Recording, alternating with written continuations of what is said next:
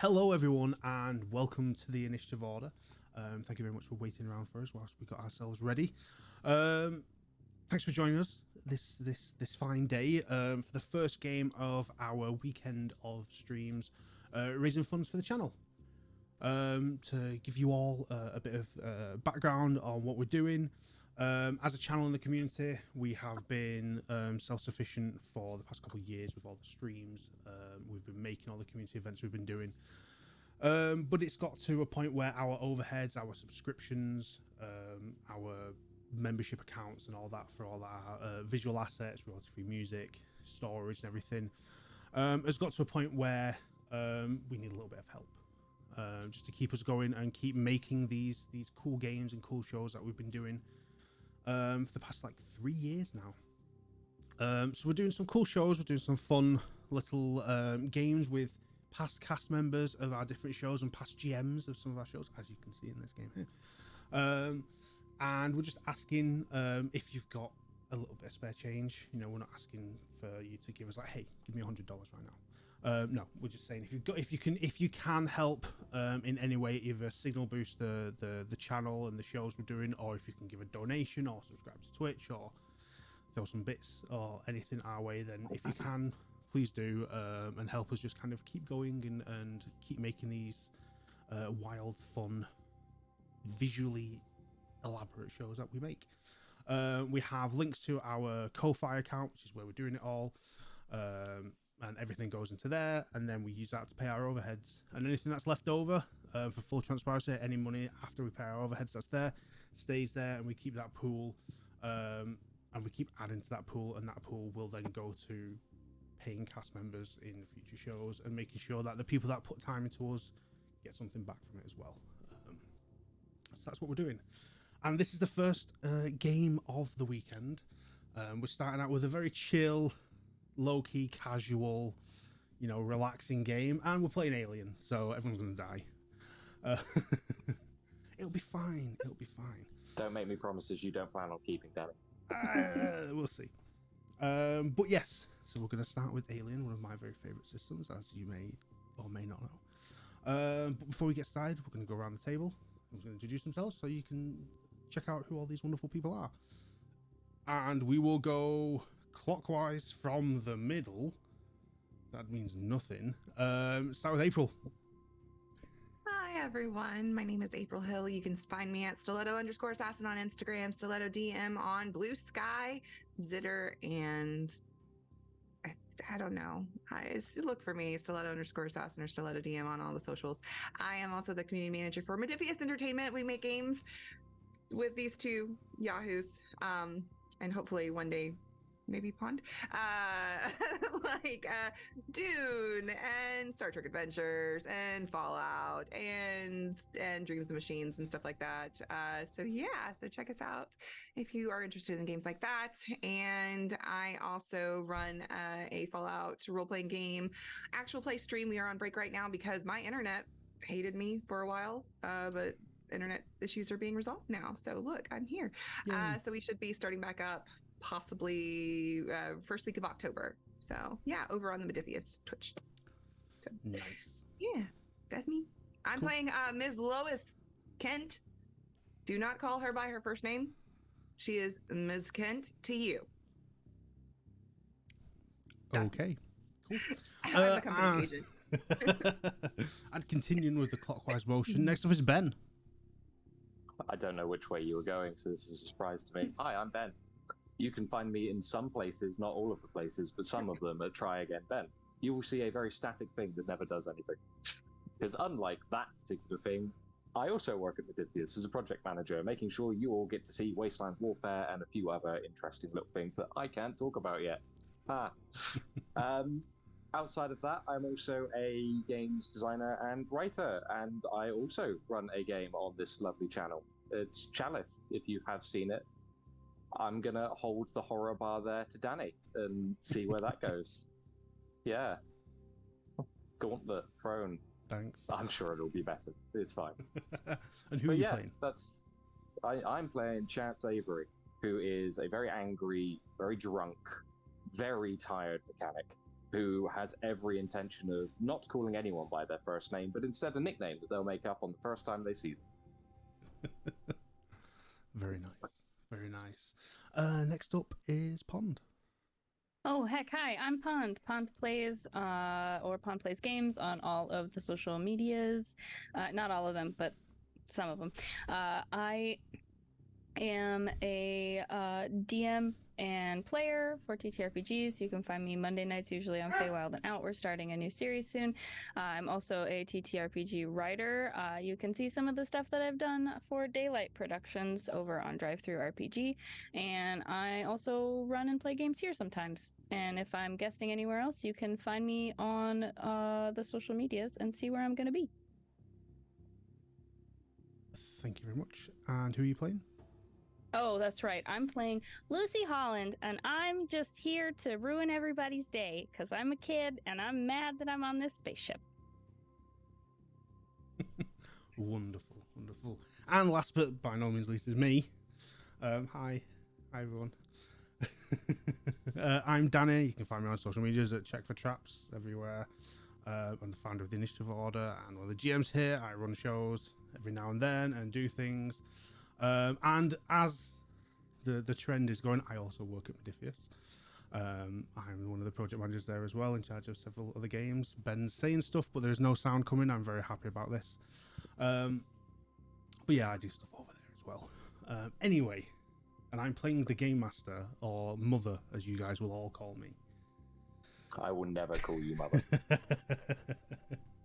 Well, we'll see. But yes, so let us dive into our session of Alien now that we have done our introductions.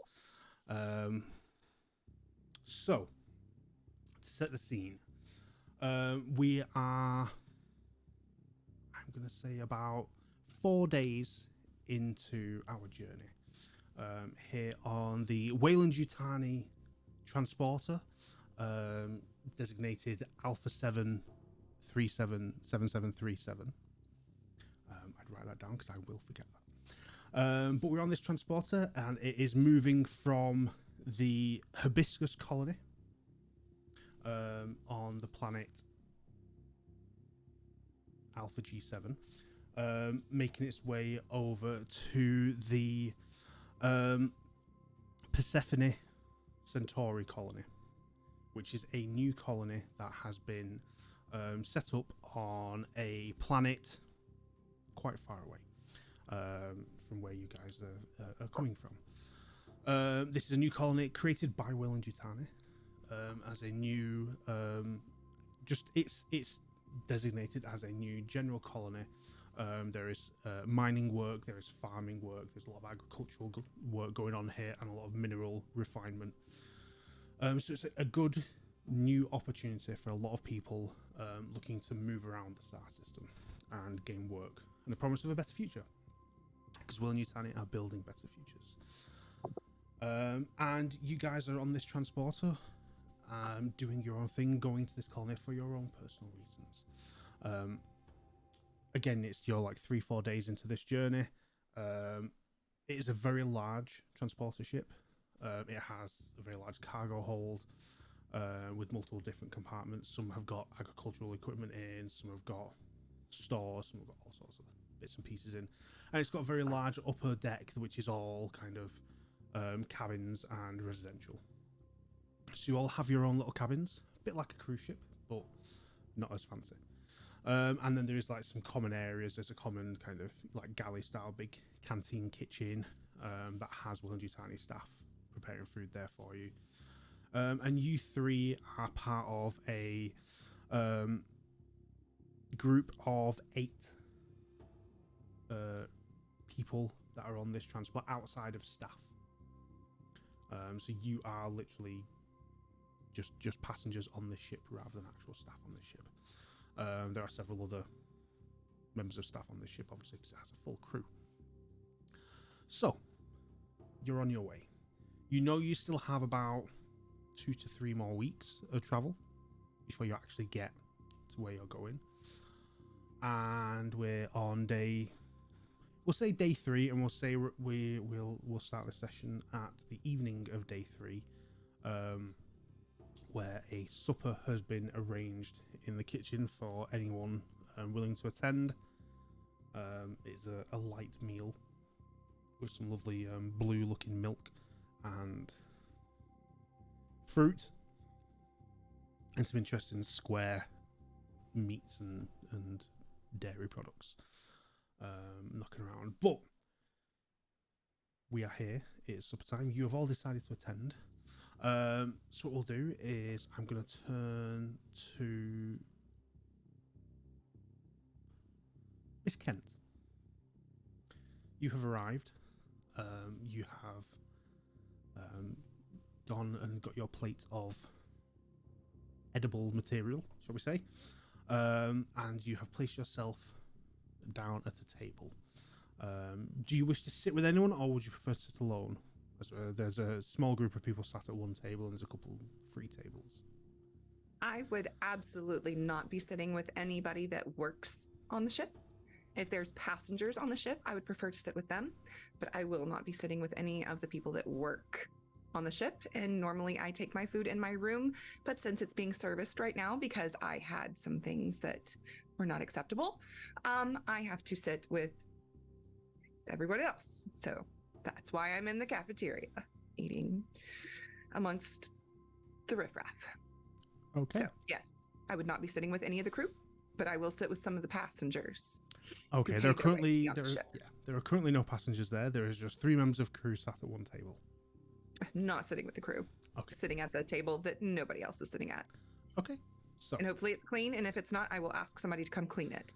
it's passable, is what I will say. I will sit at the cleanest part of the table. Okay, fair.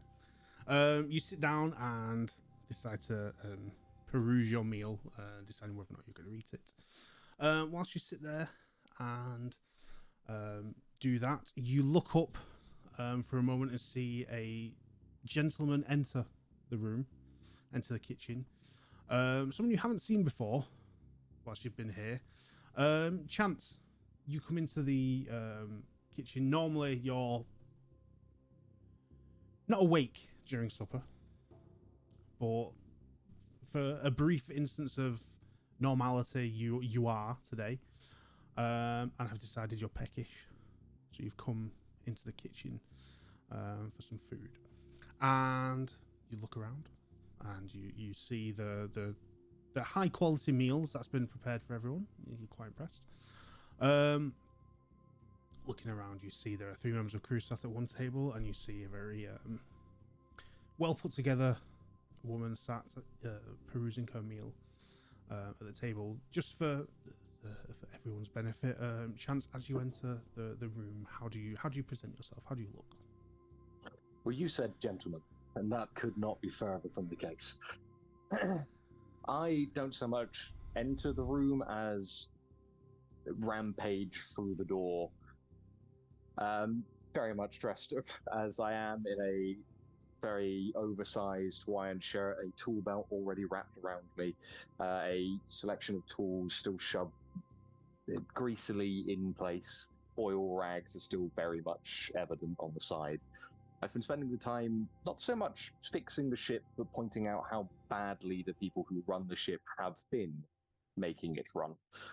And, showing them up. Not for any reason of wanting to help, purely because it's amusing to mess with them as we travel through the very long, very boring, dull vacuum space. So as I wander in and kind of glance across the tables, look at the food first, then over to the cafeteria. Well, this is a dour fucking place, isn't it?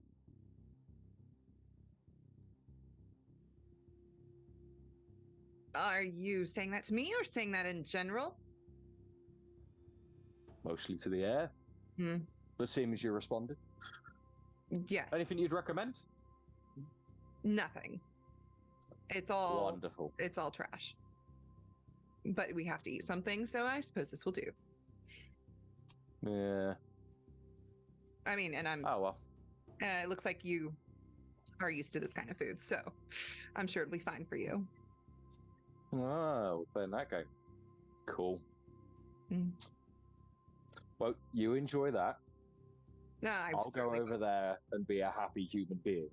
You continue being whatever this is. And I'll just wander off towards the canteen, grab a plate, and just start taking a handful of everything. Okay. You do that. You grab a plate and you fill it with a bit of everything. There is a selection, so you do get quite a good pile of things on your plate to eat. Where do you wish to sit? I've picked my target for the evening. So I will wander over and just very unceremoniously drop the plate in place so bits fall off and recoat the table. And if any land in this, what I imagine would be quite obviously more slightly pristine area. So let me get that for you. Pull out the oiliest cloth I have access to and just wipe it off. Sorry. I'm sure you are. Mostly.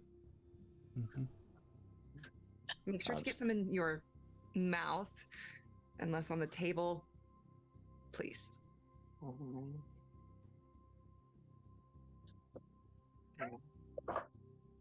Okay. And I'll just start very, at this point, overly pickily, selecting bits out. Mostly so I can make a little house out of them on the side and just eat as I'm doing so. Okay. So, whilst you do that, we turn back to the entrance to the galley kitchen dining area, as we see another individual walk through the door, slightly shorter than the rest of you. As Lucy enters the kitchen, and Lucy, it's late.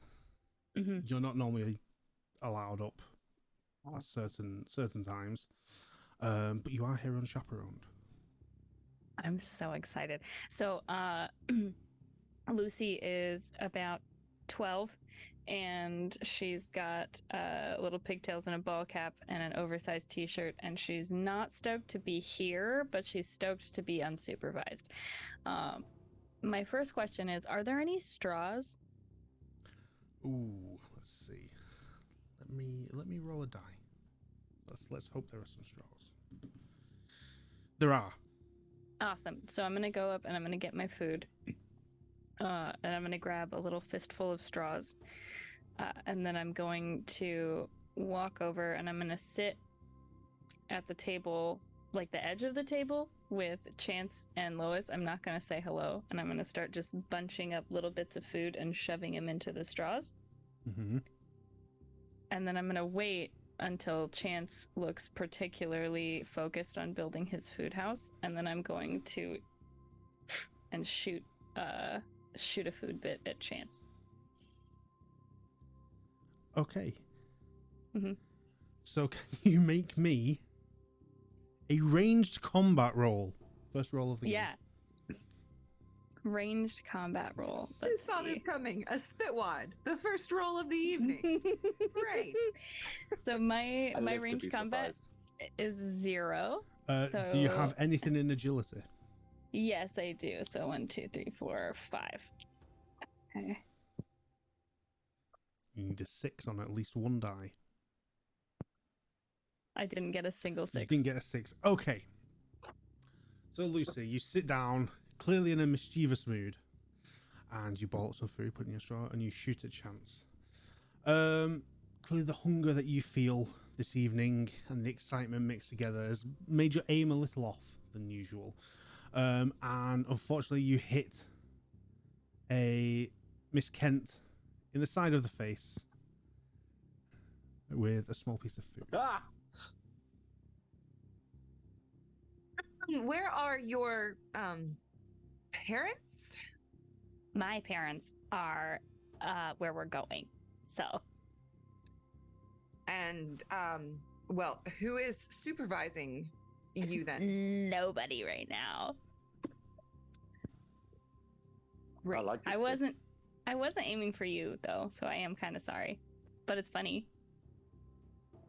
Mm. Not funny. I think They're that not wrong. was meat. But you had all of your shots at least. I think you got some of your spit. Yeah, my mom made sure I had my rabies shot, so don't worry. Rabies. Well, don't let it happen again, please. Okay, and then I'm gonna pick up another straw with a food bin. Okay. You doing I'm it like again? looking around to see if there's nobody watching this kid. Like, are you serious? Like, There's I no need to one. speak to the manager. There's no fucking manager in space. I rolled a single 6. I was aiming for chance again. Oh, you hit chance.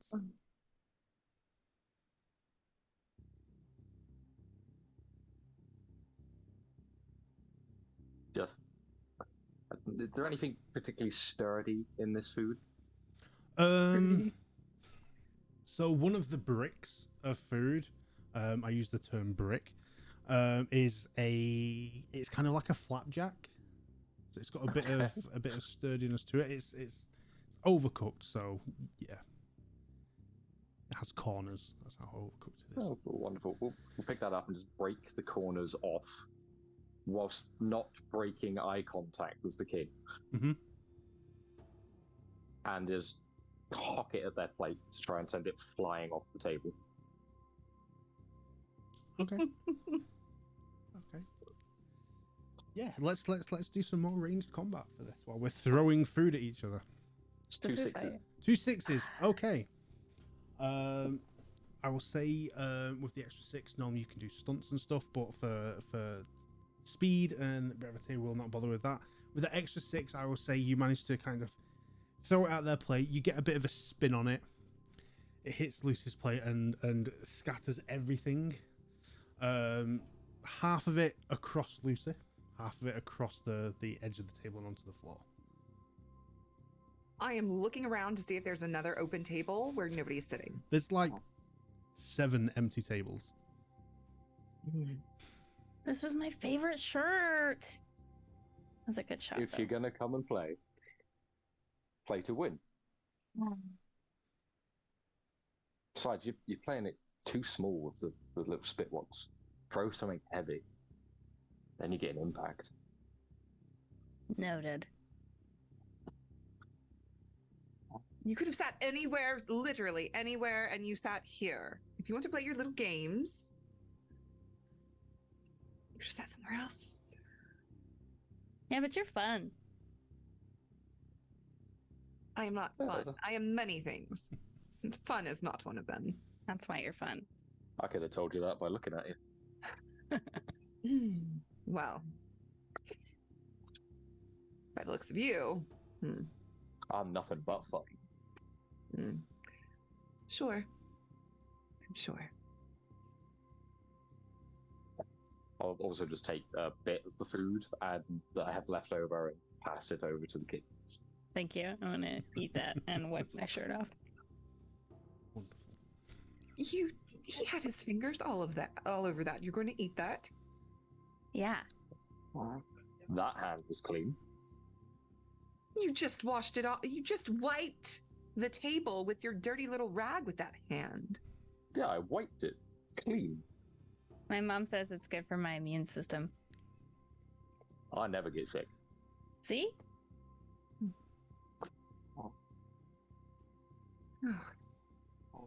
I've suddenly lost my appetite and I push my tray away. Oh, are you gonna eat that? Absolutely not. You are more than Awesome. welcome. Just as soon as the abso is out, Lucy pulls the tray forward.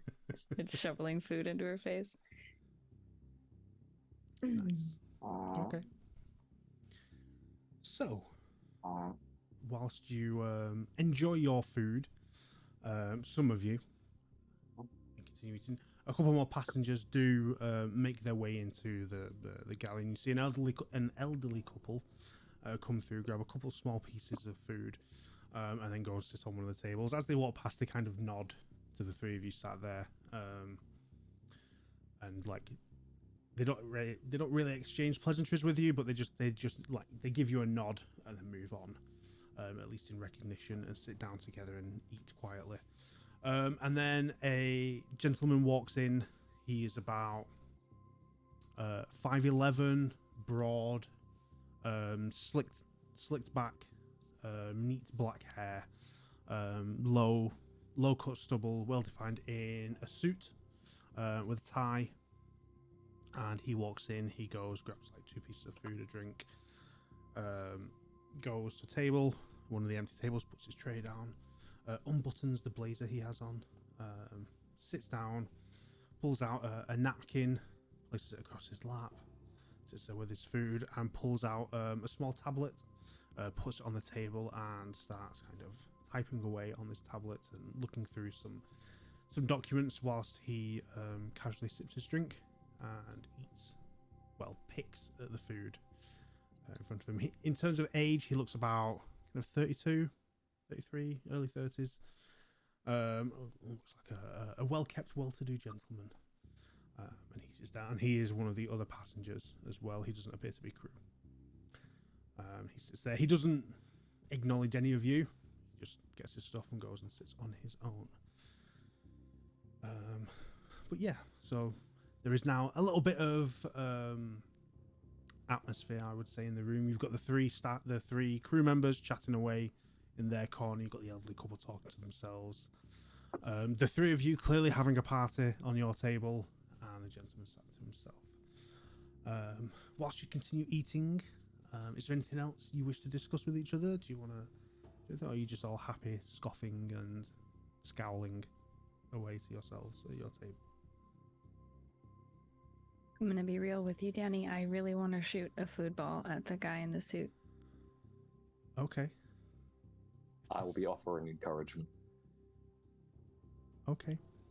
Go for it. If I Aim see for that the you're data getting ready pad. to... Don't. See if he can drop it. It'd be really funny if he drops it. Don't what? I don't have any plans to do anything. I don't know what your that is a 6. Okay. I maintain eye contact with Lois until the very last second. I just Okay. So, you fire a spit wad at this gentleman, and he's sat there. He's like, his left-hand side is what is facing you, and he's got his tablet with his right hand, and he's tapping away, and you fire it, and in almost slow motion, you watch as this piece of food rotates through the air. It's making its way directly to his head. And like in slow motion, you kind of, I can imagine your eyes kind of widen as in anticipation of this, as it gets about 10 inches away from his face, without even like a flinch.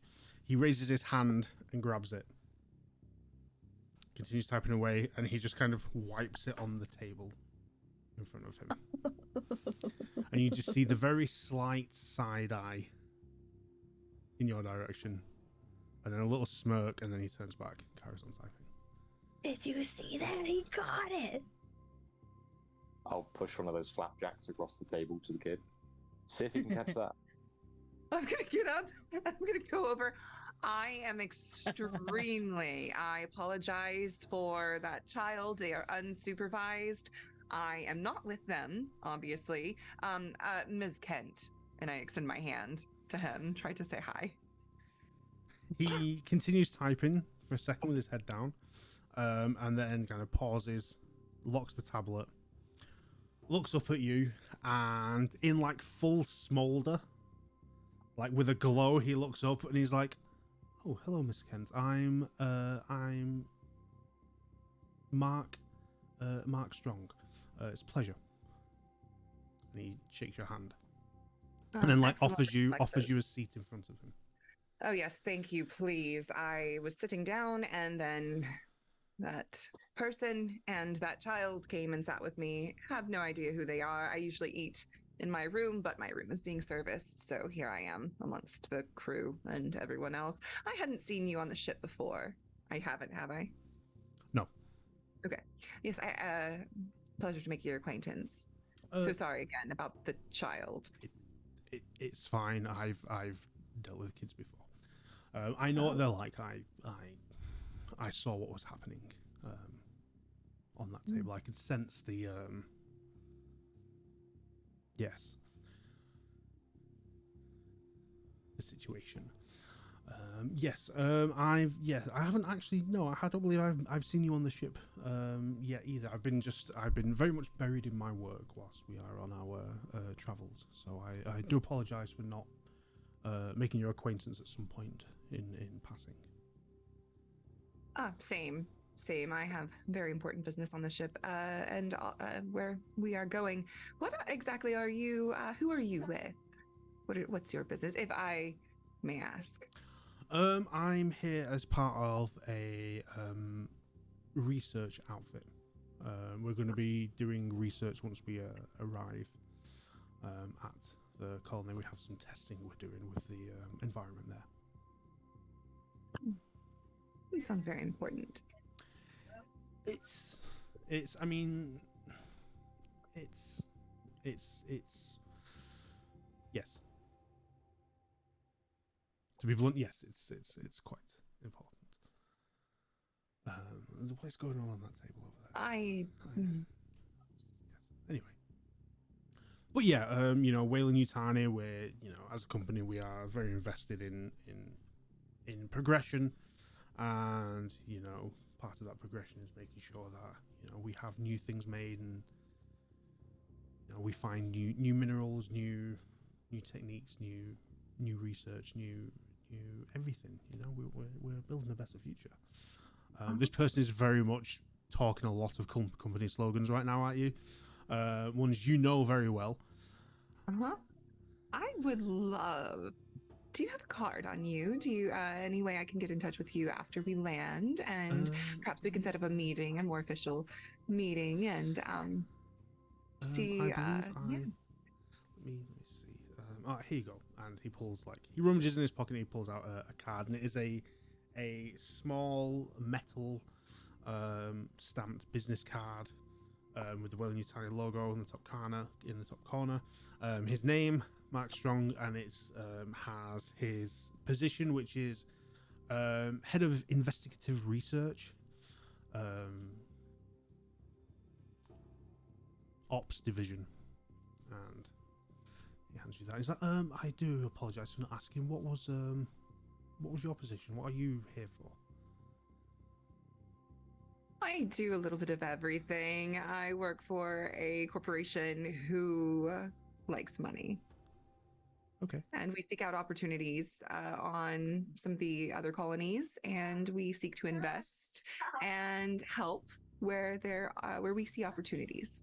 Okay. Oh, wonderful. Which it sounds like we could work well together. So potentially, yeah, I can see the potential in that.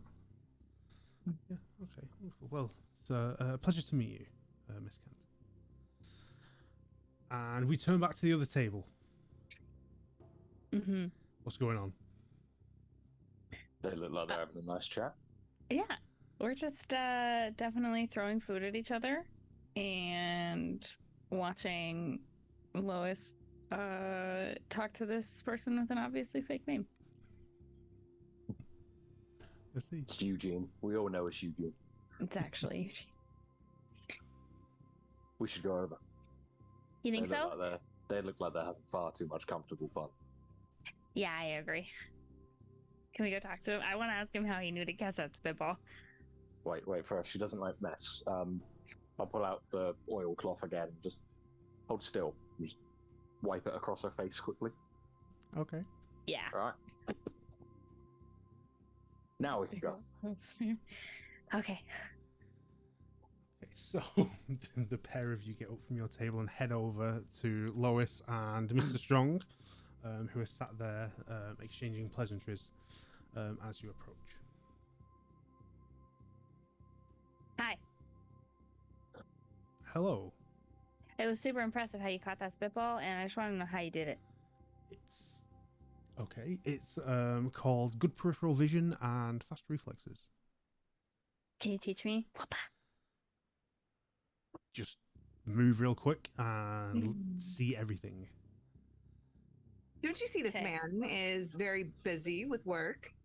Do you have somewhere else to play and put your sticky fingers all over everything? My hands are not sticky. They're greasy. It's No. true. You would know. I would. I Yeah. deal with grease.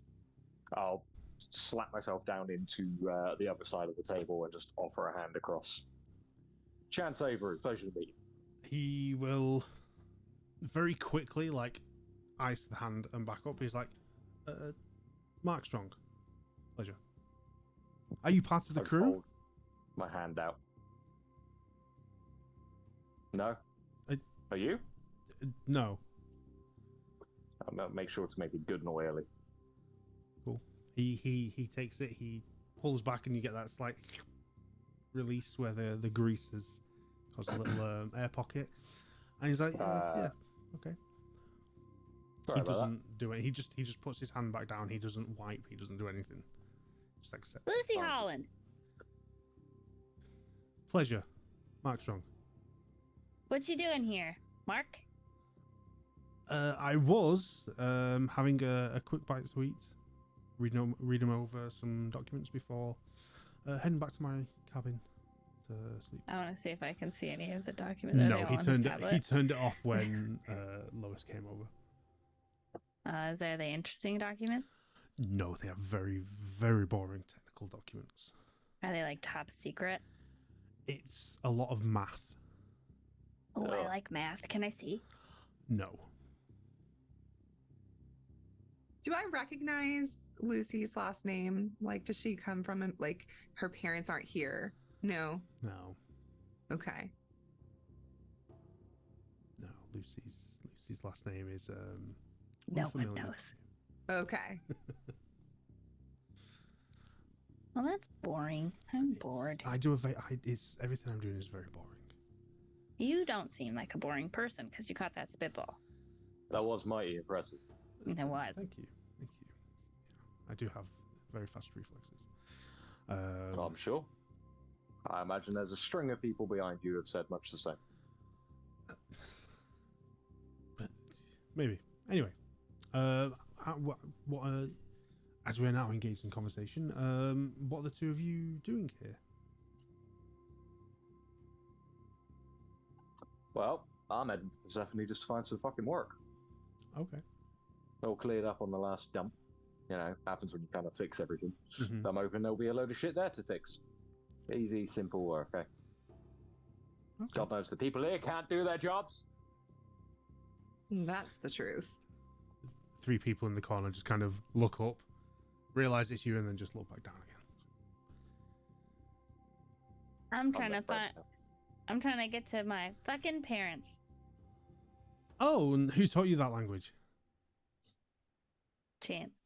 Oh, okay. Wow. I see. Okay. Well, I'm sure you find them. Yeah. I know a Sure. lot better words than that kid. Don't you worry. Okay. I see. I imagine they're going to be waiting for you. Who are you here with? You know, you're only young. Do you have a chaperone? No. Just Oh. kind of the crew sometimes. I see. I'm usually not allowed out this late by myself. I can tell. And how did you manage to escape your quarters then and be out this late? I didn't escape. The door was open. Mhm. And you don't have anybody assigned to watch you? Nope. Maybe you can do it. Absolutely not. That is below my pay grade. Way below my pay grade. I want to hang out with her. I want to hang out with you, Chance. You're pretty cool. See, she likes you. The child Yeah, likes you. You ever tried coffee? No. Oh, dope. Let's fix that. I'll just pick myself up and go and find some. Oh, perhaps that Okay. wasn't the best idea. And Mark turns to you, Lois, and he's like, I see you have your hands full this evening with your friends. I'm gonna Not friends, take my not stuff. I'm friends. gonna take my stuff to my room and finish my reading for the evening. It's been wonderful meeting you and chatting. Lucy, be careful. Don't do anything. Yeah. Don't do anything I wouldn't do. I don't know you, so I don't know what that means. But Okay. Just be Be good. He gets up. He kind of says bye to the two of you and walks to leave the kitchen. Chance, he kind of turns to you and kind of waves like pleasure, and kind of like adjusts himself as he leaves the area. He disappears off into the corridors and everything. So yeah. He seemed nice. He did, and then you scared him away. I didn't scare him away. Okay, I'm scare. not scared. I'm not scary. Look at me. That's not scary. No. You're kind of scary. Thank you. It's called You're intimidation. Can you teach me? Absolutely not. Yeah. Oh. But you do need somebody to look over you, and it not be this one after all. If he's going to give you coffee, I'm you so have to excited. at least to wait try until you're. coffee. No, absolutely not. You cannot have that at least until you're 14. 2 more years. Aw. I'll wander back over with 2 very large, very full mugs and just put one down in front of her. I take it. Enjoy. No. I'll just push mine across to it. I guarantee you I am more stubborn than you are. Guarantee it. I'm gonna drink the coffee, and the face that I make when I drink the coffee is like, but I want to be impressive, so I'm gonna drink the entire cup, Okay. even though I hate it. Okay. You sit there and chug the entire mug of coffee. Again, this is black coffee. There is no milk with this, and the coffee on this ship is strong, synthetic, full of chemicals, at the best way. So roll me a survival. Okay, let's see. I accidentally indirectly killed this kid. I'm not going to be overly impressed with myself. 5, 6, 7, 8. Oh, wait, 7. Oh yeah, that's 1, 2, 3 6s. Okay. You chug the coffee, you pull the face, but then, you realize, like you got to suck it up, you got to be strong. And you rein it in, you rein it back, you hold it in, and you go full stone face with it. And you kind of show off that coffee doesn't do anything. You are going to take a point of stress. You can add that. Okay. Because the coffee here acts just like the narcotic Never Sleep. So you get a point of stress. Because you are wired as fuck. We are never going to get her to go down now. Not my problem. Well, it's not mine either. But you've made it our problem. You're assuming I'm a responsible human. I was wrong to assume that. You are correct. Yep. Regularly am. Maybe not about what you do for a living, but what about what I do? She's having a great time. Yes, until the crash happens. And then who's going to console her? You don't crash if you never stop drinking it. Oh. No, absolutely not. No more coffee for I'm going you. to go get another couple. Yeah. Are you going to drink that? Yes. Yes. But I will not down it. I'm going to take a couple of sips of it, realize that it's trash, and then just kind of leave it on the table. Okay. So, as this is supper time and it's evening, you see the crew members sat there, have finished their meals, and they have departed, as well as the elderly couple have had their bits and pieces, and they have also departed to turn in for the night, as it were. There's just the 3 of you left sat here, and there is a crew member behind the counters in the kitchen area, kind of cleaning up and putting stuff away. I would say the 3 of you are going to turn into your cabins for the evening, but I don't think Lucy's going to be turning in any time the next 3 weeks of this journey. What are you all doing? It is now kind of the late evening, going into night time. Do you want to continue sitting here in the kitchen, or what are you doing? What's the plan? I would like to go and try and find where Mark Strong is staying and show Lucy how to wire the electrical circuits in a room to set off the sprinklers. I see. Okay. Do I have any kind of like a personal computer terminal or anything that is connected to a system where I can do some research about this man and the company now that I have his business card? Yes. You have every room is supplied with a like tablet that has access to the internet, or at least the system database that Whale and Yutani has. So you can find some bits of information out if you wish. Yes, if we're all returning to our, like, looks like we're returning to our rooms, and I see that Chance and Lucy are kind of like starting to make mischief, I'm going to think about it. I'm going to hesitate and think I should go with them, and then realize that I don't care. Mm-hmm. And then I'm going to go do my little research. Yes. Okay. So Lois heads to her room whilst Lucy and Chance go off in search of Mark Strong and adventure. Mischief. We'll turn to Lois first. You go back to your quarters, or at least the quarters you're currently staying in, whilst your actual quarters are being fixed, shall we say. Quality was not at the level you expected or reserved. So you go to your room and you jump on your computer and try and look up this Mark Strong and see who he is, what he is, where he is, what's going on there. So roll me a Comtech, please. See if you're able to find any information out. What is it? Comtech. So it'd be wits plus Comtech. Wits and Comtech. Okay, so I roll. Wait, so how many? So I roll how many? So add your wits and your Comtech together, and that's how many d6 how many you I roll. Yeah. Okay, And you so need 5, 6, 7, you need 1 7. d6. 7. Oh yeah. So do you tell us the difficulty, or is it called difficulty? What is it called? Yeah. I will say you need 1 success, or you might need 2 successes, or 3, or 4. But for this, you need 1. And then this one. Oh, cool. Out of my 7 dice, I got 1 6. Okay, wonderful. So you look on your tablet and you do some looking through directories and Yutani staffing and see what you can find.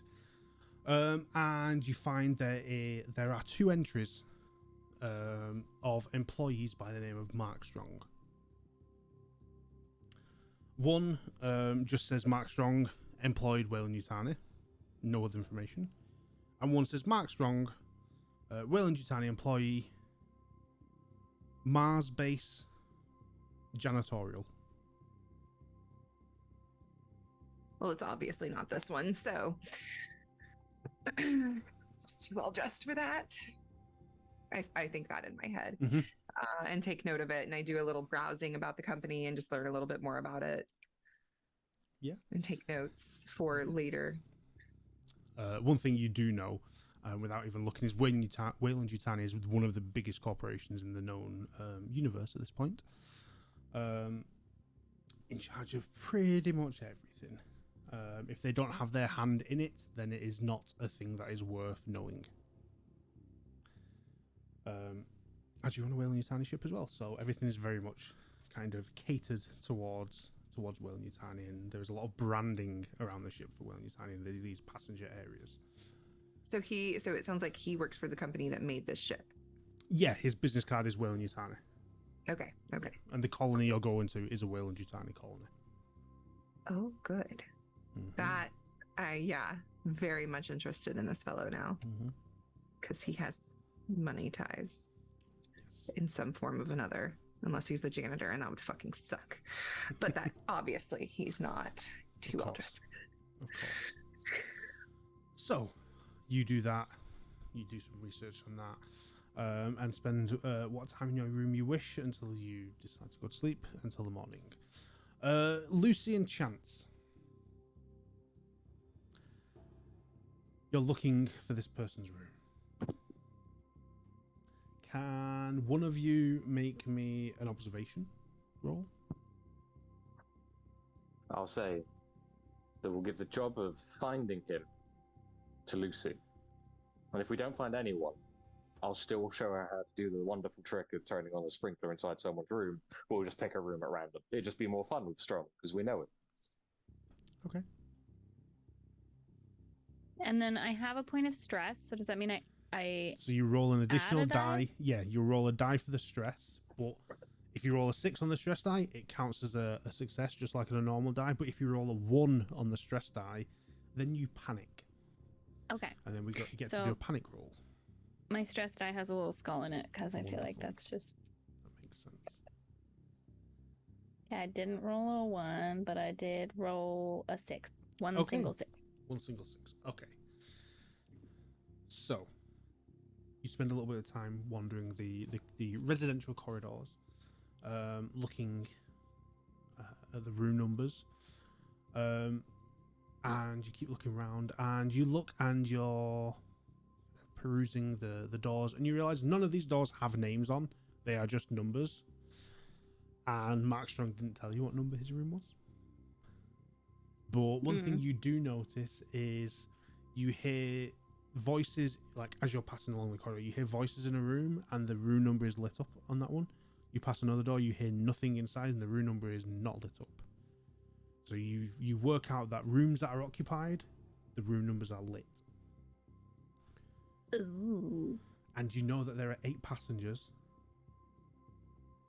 on this ship, and you are 3 of them, which means you have a 1 in 5 chance, or even 1 in 6 chance, because you don't know which room Lois is in. So you have a 1 in 6 chance of getting Mark's room. Mm-hmm. I like those odds. So, if you want to find his room, or if you want to chance it, roll a d6 and let me know what number you roll. Because I've designated from 1 to 6, one of those is Mr. Strong's room. Do it. Do it. Do it. Do it. Let's take a chance. Who's in the name? I see what you did there. Yeah. 3. You rolled a 3. Okay. So, you look at the available choices and you pick room 3. You go to that room. You don't hear any voices inside, but you do hear some shuffling movement inside. So you know there is someone in that room. And you're just taking the guess that this is Mark Strong's room. One way or the other. You're going to learn some stuff, I'll say, as I just pop open the maintenance terminal nearby if I can.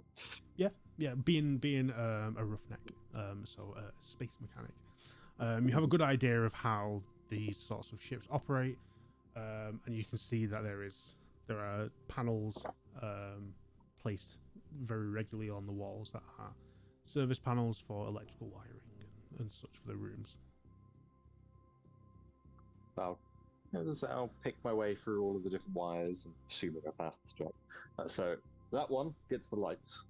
This one, any windows if there's any in there. This one, sprinklers, even funnier. There's a few other things. This one will block the toilet. That's always a laugh. Which one do you want to see? Well, the sprinklers. Or the Let's do that toilet. then. Either one of those is fine. Both? Yeah. Both is good. And Okay. I'll pull out a couple of tools and pop 2. Yeah, so make me a comtech. Either a comtech, I'll say comtech or heavy machinery. I'll take roll. heavy machinery if I can Okay. take it. Yeah, as we're in a big starship. And I need 2 successes. Okay. Yeah.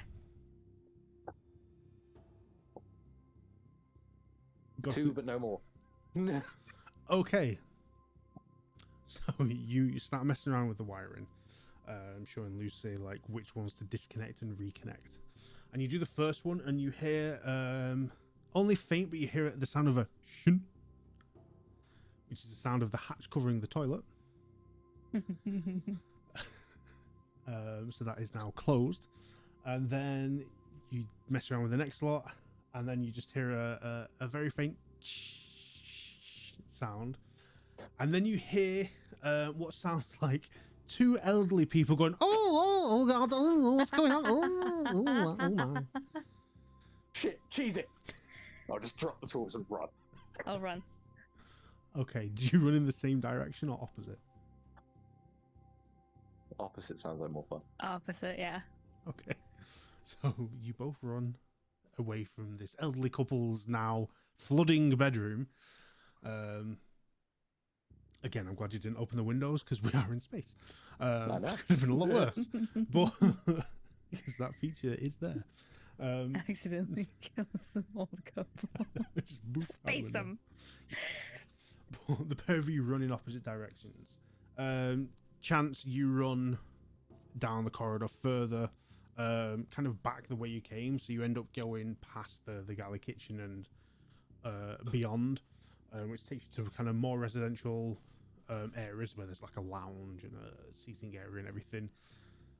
That way, Lucy, you run the opposite way, and you run to the end of the corridor, and there is literally just a left turn when you get to the end. And in your hyper coffee state, you continue running, and there is a door at the end, and it's like semi-open, so you can just push through and go through, and it takes you through into an area of the ship you've not explored this side of the ship yet. And guess what? You don't know where you are. You're in an area of the ship and you don't know where you are, and the corridor is slightly different from where you were. It is a lot more white and a lot more well lit.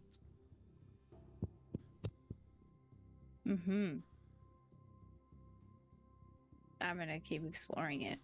Okay. Are you going to continue running at full pace, or are you going to slow down and start looking around? I'd probably slow down and start trying to touch stuff. Okay, cool. You still have greasy hands, and these are like pristine white walls. Yeah, I'm gonna leave a nice little smear Nice. of grease. Everybody knows Lucy was here. Yeah. I write chance. Lucy. With greasy fingers. Nice. So you start wandering around this section of the ship, and it's quite a wide, long corridor. And you go along, and you see there is a door on the left with the door opposite on the right, and then like another set, maybe 10-15 yards down, and then you get another set, another 10-15 yards down, and then the corridor comes to what appears to be an end, but then it does split off into a T-junction. Are there any windows? There is a little like porthole window in each of the doors. Am I tall enough to look through them? Ooh, let me see. How tall is Lucy? Lucy is probably like 4'6". Okay. No, I'm 12. I would say 4'9". 4'9". Okay. If you go on your tiptoes and pull at it, you're going to be able to kind of see.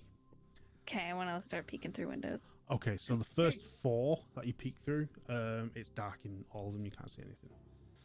Boring. Yeah. The next one you get to, which is the last one on the left, you peek through and there's a light on in the room at the back. It looks like a table light. Looking in, you see there's a desk with a computer on it, and there appears to be like a glass cabinet at the back with the lights kind of refracting off towards the window. You can't see what's in the cabinet because of the way the light's reflecting in the darkness, and it looks like there's some other cabinets in that room as well. I want to go in there. Okay, you try the handle and it is locked.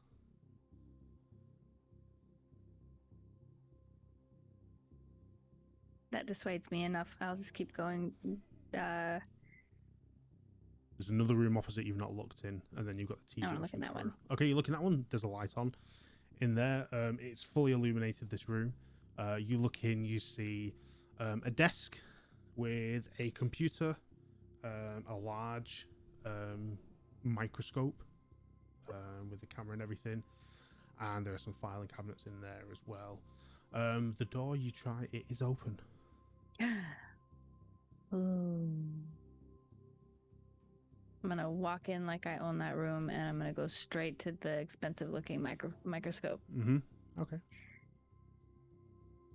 I want to look in it. What is in there? Okay, you look and you look in it and you don't see anything. Is there anything else interesting in this room? There's the computer. There's some filing cabinets. You can play around with the microscope if you want to see if you can get it to work. I do. I wanna Okay. mess with the dials. So you mess with the dials, and just keep turning and turning and turning. Nothing happens, and you kind of like pull back, look around, and you see a switch on the side of it. Mm-hmm. Pop the switch, and it lights up. And now there is light coming through the microscope, and What it's can all I see? It's all blurry. Okay, I'm gonna twist the dials some Okay, more. you twist the dials, and you twist them back, and as you zoom out, you realize there was a slide under the microscope, which you have now like shattered and broken as you were zooming in with the light turned off and you didn't see it. So you zoom out and you see a broken slide, and there appears to be like some liquid on it, and you see like a little wiggly thing on the slide. A little wiggly Like thing? a little wiggly thing on the slide in the fluid. Oh. Hello, little wiggly thing. I just want to like... Is it alive? Is it wiggling? It's wiggling. What's your name, little wiggly fella? It does not I'm gonna- respond. Touch it. Okay. I said I was gonna touch it before you said don't touch it. So I'm sorry I'm I gonna mean, I die. didn't say don't touch it. No, you didn't. So, you prod at the broken slide and you go to fist. I was going to say fist bump the wiggly thing. I was like, you can use a finger, but then I don't want to say the words that would precede that. So you go and touch the slide, and the little wiggly thing on it, and you prod it, and you're like, oh, motherfucker bit me. You look at your finger and you have cut yourself on the glass of the slide. Okay. And there's a little bit Ow. of blood. I stick it in my finger, Mm-hmm. in my mouth. Okay. And now I'm not interested in that anymore because it Okay. hurt me. And you don't look in the microscope again. This is what happens when we leave children unsupervised. Okay. I would have eaten it. Oh, not Dang. there. So the little wiggly Oh, thing cut your finger. Or the slide. The little did. wiggly thing cut Well, my finger, or the that's- glass? I mean, cut my you're finger? 12. You fist bumped the wiggly thing to say hi, and your finger is now cut. You can make that connection however you wish. Weird. All right. Then I'm gonna move on in annoyance. Okay. Well, holding my finger Okay. probably in my mouth. Okay. Looking around the room, as you move away from the microscope, you see that there are like 3 filing cabinets, all like maybe 4 drawers each, and they're very deep. All of them, after having them all, they're all locked. There is on the opposite wall, there is a big, like floor to ceiling double open cabinet. You try like the right hand handle, no movement. Try the left hand handle, it opens, but it only opens a couple inches before it like stops itself. Can I see what's in there? You can. Nosying in, kind of peering through the gap with a bit of light you can. You see that there appear to be a lot of glass jars and test tubes and equipment in there. Ugh. Boring. Is there anything interesting in any of the glass jars? You'd have to take them out to see. Can I reach them? You're small enough to My be little- able to fit my your little kid hand hands? through the gap. Yeah, you can pull a couple of test tubes out. What's in there? In 2 of them, they are empty. One of them Okay. has a blue liquid, like a clear, very deep royal blue liquid in it. Okay. With a big like rubber bung in the top of the tube.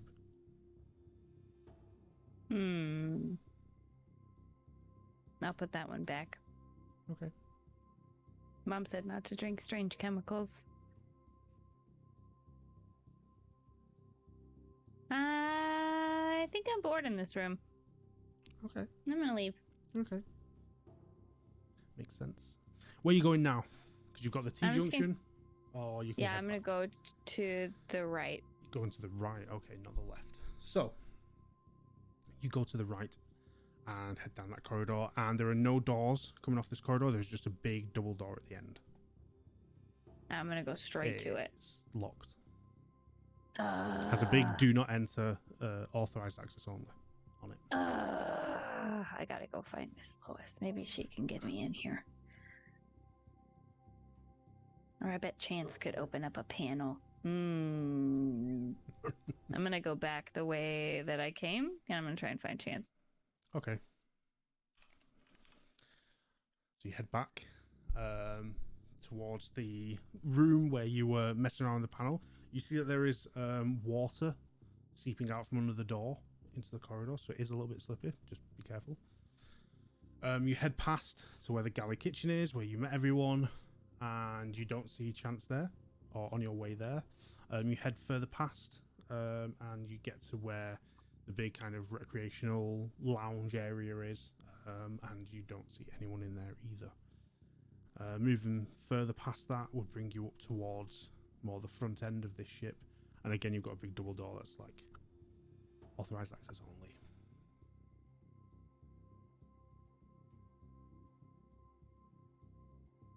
I'm just gonna go to bed. Or try. Yeah, Still I'm under gonna go. Yeah, you still have coffee in your system. Yeah, I'm gonna go draw on my walls. Okay. So Lucy, you head back to your room, slightly downtrodden about your the halt of your adventure. But you go back to your room, draw on your walls, attempt to let the caffeine run its course through your system. It takes till about 4:30 in the morning before you actually crash, and you fall on like with your first big caffeine crash. You hit the bed and you are gone. Chance, where did you run off to? I'll give it about 10 minutes after flooding out a room before I quietly grab my tools and head back to my own room. Mm-hmm. And just kind of while away a couple of hours lying on the bed and just throwing stuff up at the ceiling and seeing if I can get anything to stick. Okay. No problem. So, you relax and unwind in your room. Lois is already in her room, relaxing and unwinding after doing some research on this new mystery gent that has entered the fray. And Lucy is bouncing around the walls like a ping pong ball, drawing new words that she has learnt all over the walls. And the night comes to a close. And as the night comes to a close, you all drift off to sleep. We're going to take a break very quickly. So, hello everyone. Thank you for joining us. Thank you for watching. Thank you for tuning in. Thank you for staying around. We're going to jump to a quick break, just while we have some bio breaks and everything.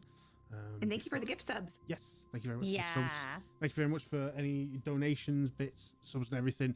For those that have joined us that weren't here at the beginning, this is the first stream of our weekend of channel fundraising. We've been doing the initiative order and our streams and stuff out of our own pockets. We've been working hard making the shows and the content we have, but it's got to a point where our overheads, our subscriptions to video, audio, all these different assets, our subscriptions for our online storage and everything, have just got to a point where we need a little bit of help from everyone to keep going and to maintain them, so we can keep making this fun content and these fun shows and cool visuals that we pride ourselves on moving forward. So we're doing a weekend of some fun shows, some interesting, wild, wonderful streams with our plethora of past GMs and players that you've seen on the channel previously, to aid the channel and to keep it going, to keep it moving forward, so we can do more fun games, more bigger, better visuals and kind of do some fun projects and some cool ideas we have that we just need that little bit of assistance to do. So if you can, there's no, like, we're not forcing you, we do not have a knife at your back. If you can spare anything, then please consider donating. We have a Ko-Fi link in the chat. You could subscribe to the Twitch, you could drop some bits, anything, or just share the promo, share the streams, and let people know that we're doing this weekend. That's just doing that alone is a big help to us. But yeah, so we're gonna have a quick 5-10 minute break, and then we're gonna jump back in and see if Lucy is still high on caffeine in the morning. So stick around. We won't be long. Oh well, yeah, there's that as well. Probably did. Maybe both. Bye. Maybe. Who knows? But we'll see shortly. Bye.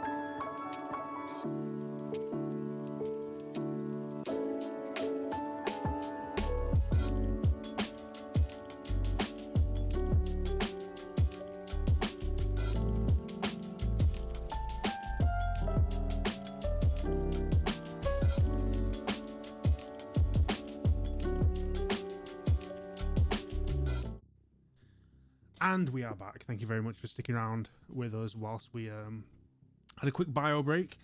I had a chat for a minute. You know, you got to stay social and happy. As you can see, Ben is still drinking heavily.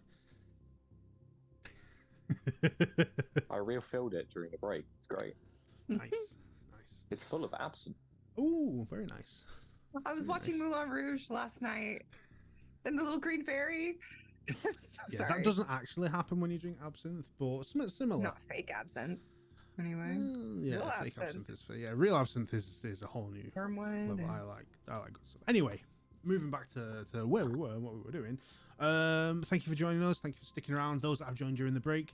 This is our Alien stream. This is the first stream of our weekend of channel fundraising streams, raising money for the channel so we can pay our overheads and keep doing the cool things we're doing and do even more cooler things in the future, because we have some plans for some very interesting and visually different shows, and we want to kind of push the envelope with what we do on the channel, and we just need some help.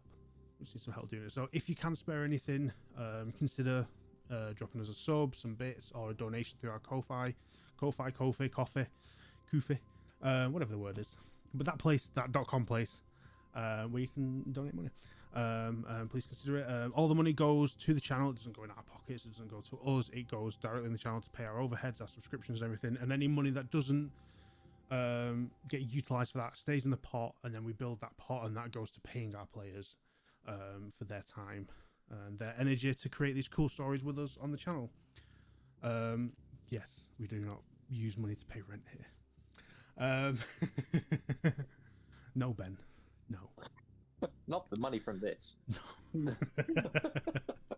So that's what we're here for. So if you do have the ability to donate something, please consider it. If not, just share our stories, share our streams, and sit back and enjoy what we're doing. So to return to where we were in this super relaxed alien game, to recap, our 3 passengers here are part of a group of small passengers on a large transport ship going from one colony in the systems to a new colony, Persephone, on another planet, which is a new colony for agriculture and mining. A lot of work opportunities. It's a Weyland-Yutani built complex, lots of jobs and everything. And these people are all separate individuals traveling there for their own reasons. Chance is going there for work opportunities. Lois is going there for cash opportunities. Being a high-level exec, she's all about the monies. And Lucy's there going to meet her parents. And Lucy is unchaperoned on this trip and 12. And very responsible, it seems, as the first half dictated. So responsible. So you all congregated for supper one evening and met for the first time. Lois was not very happy having to sit with these reprobates, as they are. They are very unclean, unkempt, and unprofessional, spitting food at each other and throwing food at each other, and swearing. Lois decided to go and sit with a gent that was sat on his own, a man by the name of Mark Strong, who appears to be a researcher for Weyland-Yutani, on his way to the colony to do additional new research and discover new things and make a better world. They had a conversation briefly, and then he left. And thank you very much for the raid. Thank you very much for joining us. We're playing Alien. We're doing a channel fundraiser. Consider donating. You don't have to. Just sit back and watch. Things are going to go to shit very soon, so please enjoy. After you guys congregated and had your conversation, Mark excused himself and left. Lucy and Chance joined you, Lois, and Chance gave Lucy coffee for the first time. Always a good idea. Lucy got high as balls, and then Chance and Lucy decided oh, we have the coffee. Chance and Lucy decided to go and make mischief whilst Lois went back to her room to look up Mark Strong and see what information she could find out. You decided to try, and Chance and Lucy decided to try and flood Mark Strong's room by turning the sprinklers on from the service hatch outside. You couldn't find which room it was, so you just picked a random one. You decided to block the toilet and turn the sprinklers off in the room. It turned out to be the room of the elderly couple that were on this trip. And in realizing whose room you had turned the sprinklers on, you fled the scene, running in opposite directions. Chance, you ended up going back to your room and retiring for the evening. Lucy, you ended up going into a different area of the ship you had not been into because someone had left the door open, and started nosing around the rooms, entering one room that had a very large microscope on a desk and a computer and some filing cabinets and stuff, and breaking the microscope by shattering the slide, then looking through it and seeing that there was liquid on the slide with some form of little wiggly creature on there. You then decided to befriend it by poking it, cutting your finger on the slide, and then placing your finger in your mouth to ease the wound, and then leaving after looking in a cupboard that had some test tubes and jars and vials of things in there, and you decided to leave those. Boring stuff, yeah. Yes. You then tried to have another look around the corridor, but then you couldn't get access to the doors. You went looking for Chance, but you couldn't find him, so you went back to your room, still high on caffeine, bouncing around the room, drawing on the walls before you crashed. So, we are now back. It is now the morning. It is now, I say the morning, it's about 9 a.m. It's still morning, but a little bit later than some of you are used to getting up, but you decided you've got fuck all else to do on this trip. Whilst you're waiting to get to this colony, it's still got another couple of weeks yet. So, you had a bit of a later morning. You get up in the morning. Lois, Chance, you are fresh this morning. Chance, you are Chance this morning. Again, drinking in your room, drinking consistently. You wake up in a state, but it is your usual state. Lucy, you wake up at 9. You have a raging headache. You go to the bathroom and you vomit. You are sick. And after vomiting up your evening meal, you kind of wipe your mouth, look in the mirror, and realize your nose is also bleeding. Oh, I don't think I'm gonna drink coffee anymore. I'm gonna wipe my nose on some tissue. Because obviously all of this is in relation to the coffee that I drank. Mm-hmm. I think I need some food or something. And then I'm gonna head to the galley. Do I still have a point of stress? That doesn't go away. You no longer have that point of stress. That has now gone. Stress does not stay. It does. You can relieve stress through staying in a safe place, spending time with your signature item, or allies can also reduce stress. You head to the galley. Lois, do you go for breakfast in the morning when you get up? After I did yoga, yes. Okay, so you do yoga and go for breakfast. Yes. Chance, are you going for breakfast? Yeah, we'll have a bit of a wander around, see if anyone's done anything wrong on the ship, as in, maintenance people not doing their job to the level I would expect. Or just point out some stuff that's wrong anyway. Okay. Make something wrong. Who knows? We'll see where the morning takes me on my random meanderings towards the canteen. No problem. So Lois, you do your yoga and then head to grab a light bite for breakfast. Lucy, you also go for breakfast. Chance, whilst you're having your wander around to complain about the quality of the ship to anyone that will listen and talk down to everyone about the quality of their work, you do get speaking to one engineer who is on the ship, who is actually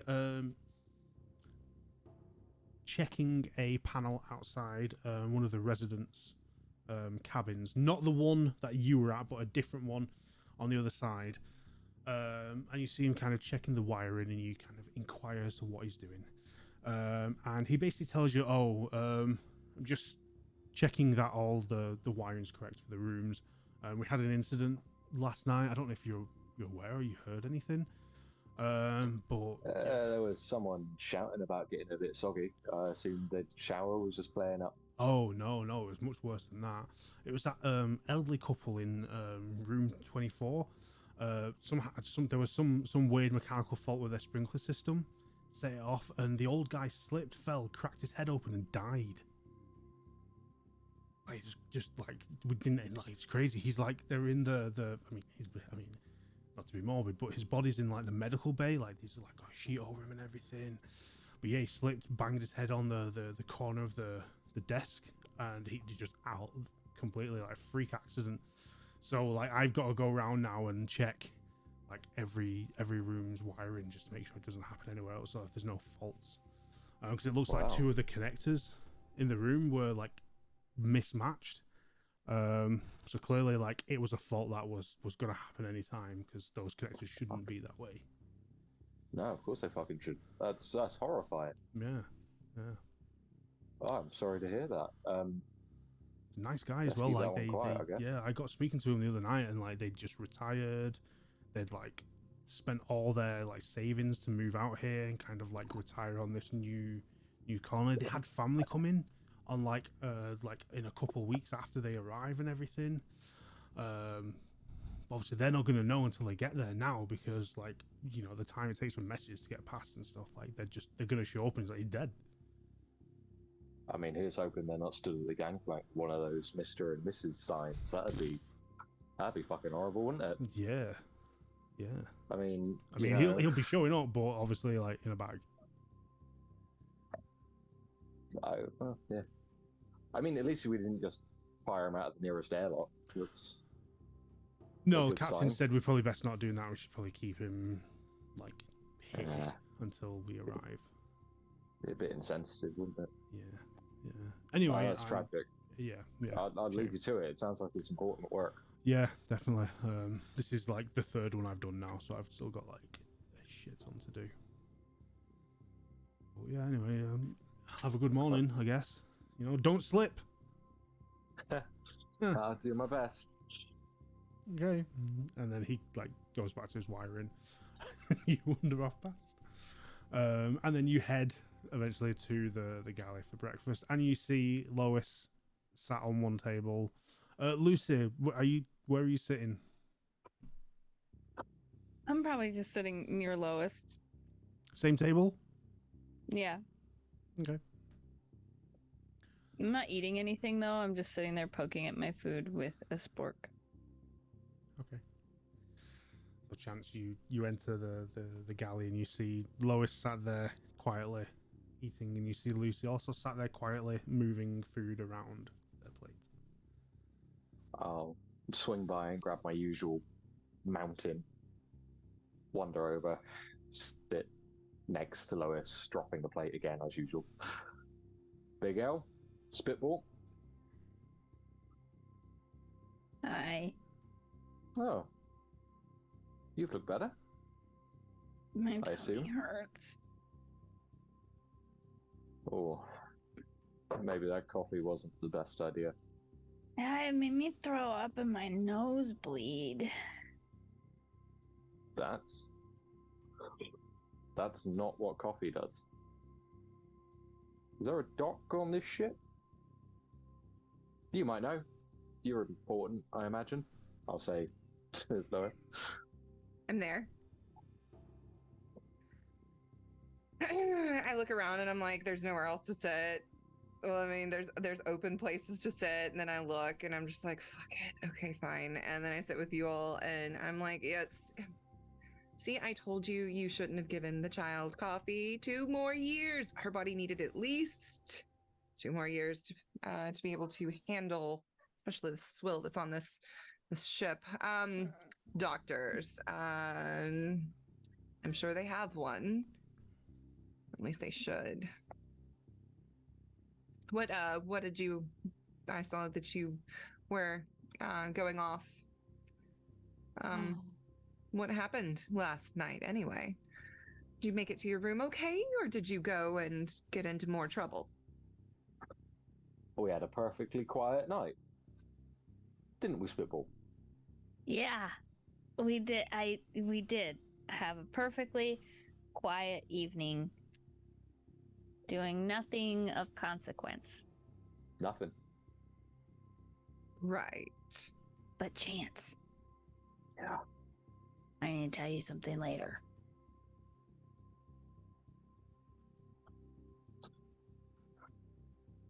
Hey Lois, is there? Miss Kent, please. Okay, Miss Lois. Big L.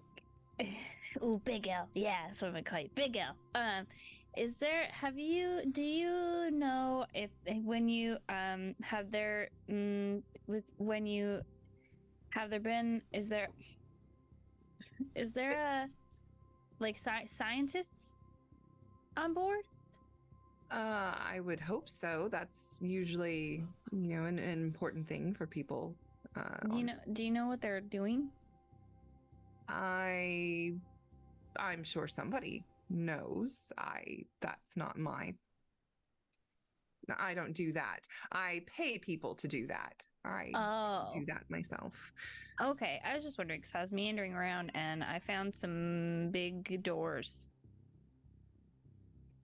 and didn't go through them. What do these doors look like? They said, "Do not enter. Authorized personnel only." And it was in a big, long, white corridor. And when you went in them, what did you do? I didn't go in them, but if I did go in them, I might have looked through a microscope, and then I might have broken a microscope slide, and then I might have figured it out, and then seen a little wiggly thing, and then I definitely didn't touch the wiggly thing or cut myself on any glass, and then I definitely didn't do any of those things, but I just went to sleep. I immediately look at her hand. Is there a bandage or anything or a cut? Just a cut.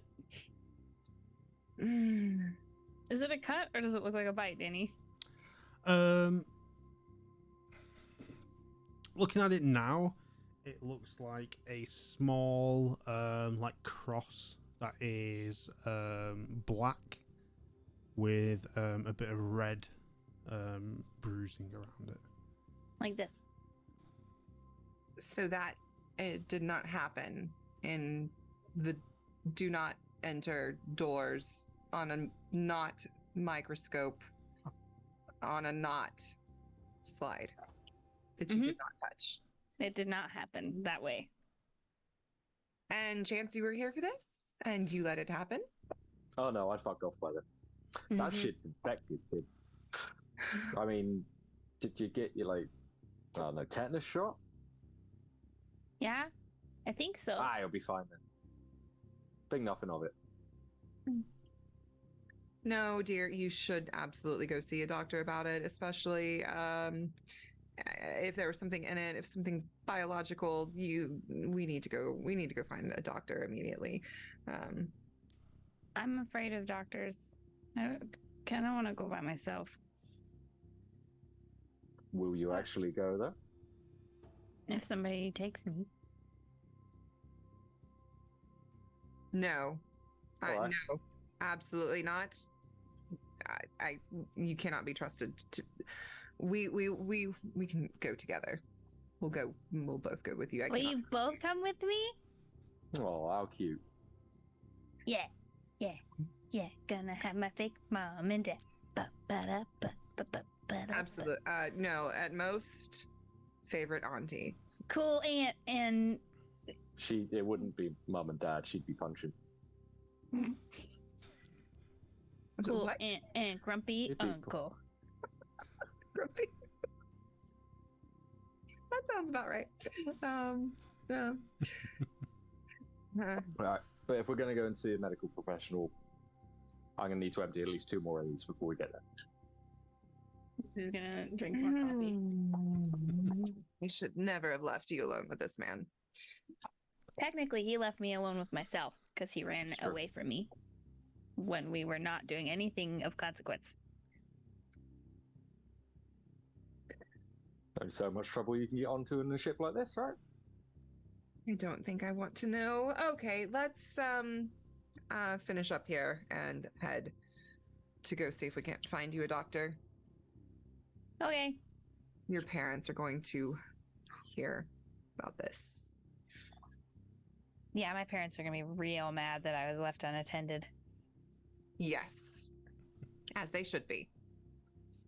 Sure, they paid good money for you to be supervised on this ship, and that obviously is not what's happened here. Well, I kind of don't really know that I'm coming. What? My grandma paid for me to come. So your parents aren't expecting you then? They have no idea that you are on a ship out in the middle of space. Oh, Yeah, sure, it was a your- surprise. Your grandma pumped you off. My grandma That's harsh. died. Oh, okay. Oh, Well, that puts a dampener on that. It's 2 old people. What old people? Huh?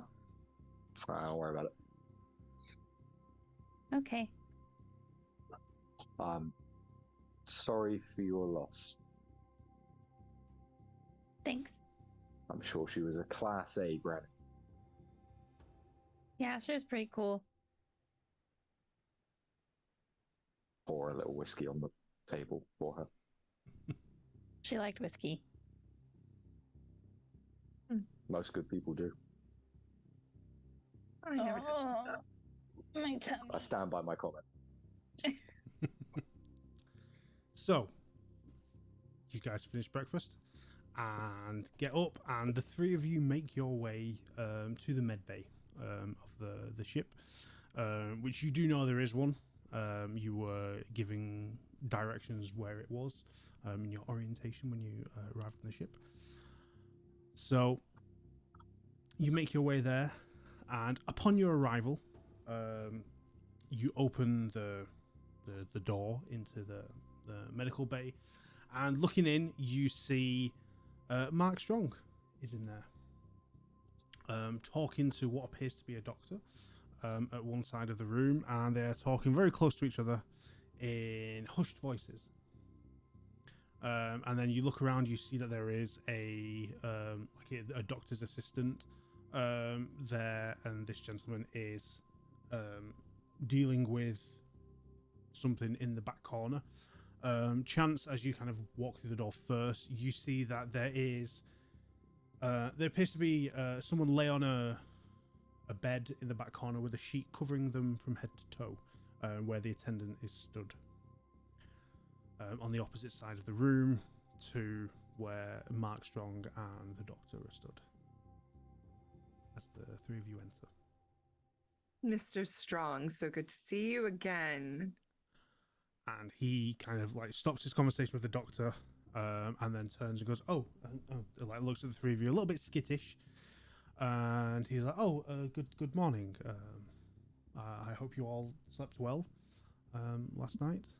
And he says, I do apologise. I have an appointment. I need to be off. And he turns back to the doctor and goes, don't say anything. And walks out. Did we all hear him say, don't say anything? You did. He tried to whisper it, but in his kind of skittish... Don't say anything about rush, what?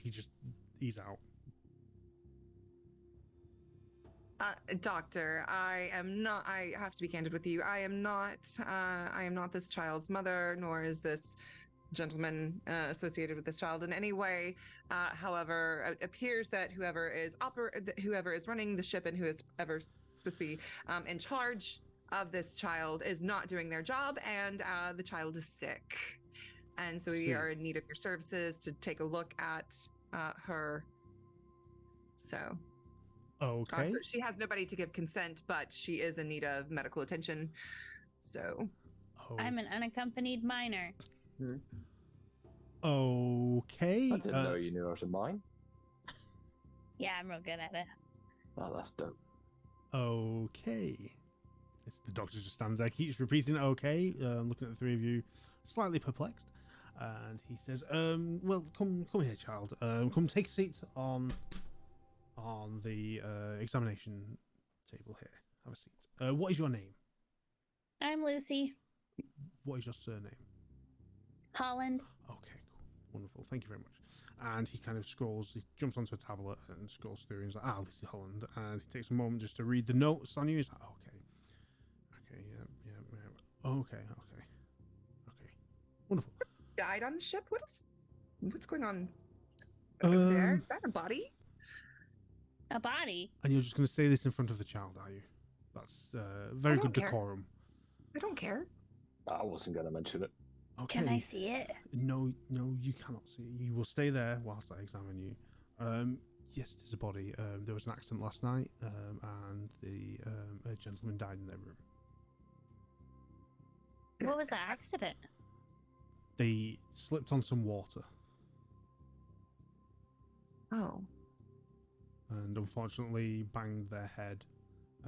That caused spinal damage and killed them instantly. Like, did they like spilt some water? No, it appears there was a malfunction in the room. I don't know why I'm telling this to a 12-year-old child. There was a malfunction in the room. The sprinklers went off. They slipped on the water and died. Anyway, what are your glance over at Chance real hard. My tummy hurts, and I threw up this morning, and then I woke up with a bloody nose. And Lucy's like trying real hard not to cry. She killed someone. Okay. Aided and abetted at best. So you have an upset stomach. You've been sick, and you've had a nosebleed. And I have this cut on my finger that hurts kind of. Okay. Well, let's one at a time. So, have you ingested anything unusual in the past 24 hours? Coffee. Okay. I point at Chance. He looks up at Chance and goes, "Ship's coffee?" No, the stuff I brought from home. Of course, the ship's coffee. Okay. Well, there is a definite difference between the two. Okay. Yeah, mine's good. Exactly. This is why I ask. Okay. So you've had coffee off the ship. You're a 12-year-old child. That's probably why you have the upset stomach. That's probably why you vomited. Your nose probably bled because of the pressure from being sick. Okay. The cut on your finger. Come here, let me look. And he grabs your hand and he looks and goes, let me give it a clean. Put a plaster on it and maybe give you some antibiotics. I'll give you a shot. Okay. And he gets an alcohol wipe and he wipes it very firmly with an alcohol wipe, which stings like fuck. Gives it a good clean, and he's like, that should get any dirt out of there or anything. Puts a band-aid on it, and he says, okay, I'm going to give you some antibiotics. Can you just roll up your sleeve, please? Yeah. And he pulls out a very, very large needle, about that big.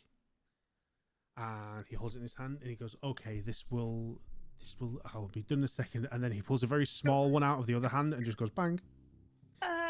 Oh. Coach, you're fine. Thanks. And then puts the large needle down that he didn't use at any point. He just did it to scare you. It's like, do not drink coffee again. Okay. Not at least until you're 14. See, told you. That's what Big L said too. Who pulled this number out of their ass? You should be fine. The antibiotics should stop any infection. There's also some vitamins and minerals in there that should keep your stomach at bay. You'll be fine. Can I ask a question? Yes. What are you not supposed to say anything about? I don't know what you're talking about. Well, the Mark guy was like, don't say anything. And I want to know because I heard it and now it's going to eat at my brain until I die. Got a private conversation? You'll understand when you're older. I don't know what privacy is and I don't care. I just want to know what I'm not supposed to know. Okay, can the pair of you take this child away, please? Can I That's see the not my dead child. body? They're No, not my you- responsibility. But speaking of responsibilities, what do you know anything about the what's being researched on this ship? I did see some like a laboratory type setup on the ship. What exactly is being researched here? I don't know you. I don't know. Like, who are you? Do you have clearance to have this conversation? Like, who are you? Absolutely, I do. I pull out my little key thingy badge thing. Your security clearance. card. I have my chrome briefcase on me at all times, and I do pull out my little transmitter card. Same clearance. Okay, and he takes it and he kind of puts it in a little machine next to him, and he puts it in, and it beeps for a minute, and then a little green light pops up, and he goes, "Oh, interesting. Okay." Gives you back. Okay. I'm permitted to discuss things with you, but only with you. Gesturing to Chance and Lucy. Chance, do you think that I could leave Lucy in your charge for? So well last time, but yeah, why not? Yeah, I don't trust you, but I see. It seems we have no choice, and seeing as the child's not my responsibility anyway, yes, I would like to have a word alone with the doctor. Chance, I can show you that cool thing that I found. Oh yeah, that'd be awesome. Okay. All right, have fun. Bye. Oh wait. Do you have any medical alcohol?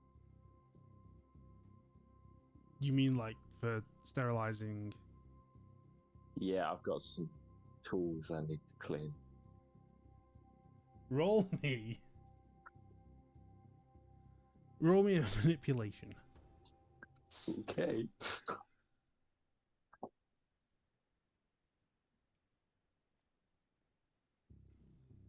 Nah. No. Fail. Yeah.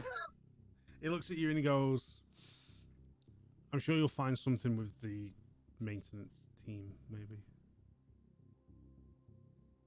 Fair enough. Which one? I'll just turn on my heel. Go, come on then, and just fuck off. Okay. So you exit with Lucy in tow, and then the doctor like waits for you to leave. He kind of follows you and Lucy to the door, and then he kind of shuts the door and turns to Lois. He goes, so, you appear to have the clearance, it would seem, to discuss these things. What would you like to know? What is being researched on this ship, and what exactly is going on here? Well, this is a transport ship going to the Persephone colony, as you I'm presuming well aware of. Mm-hmm. So that's what's happening. We are transporting goods, equipment, and such. There is also a research facility on the ship as well, as we have the time during the trip to do additional research on the way. In preparation for landing there, we have a research team that are here doing things of that nature. Anything that we should be worried about that could get out and make passengers and crewmates sick?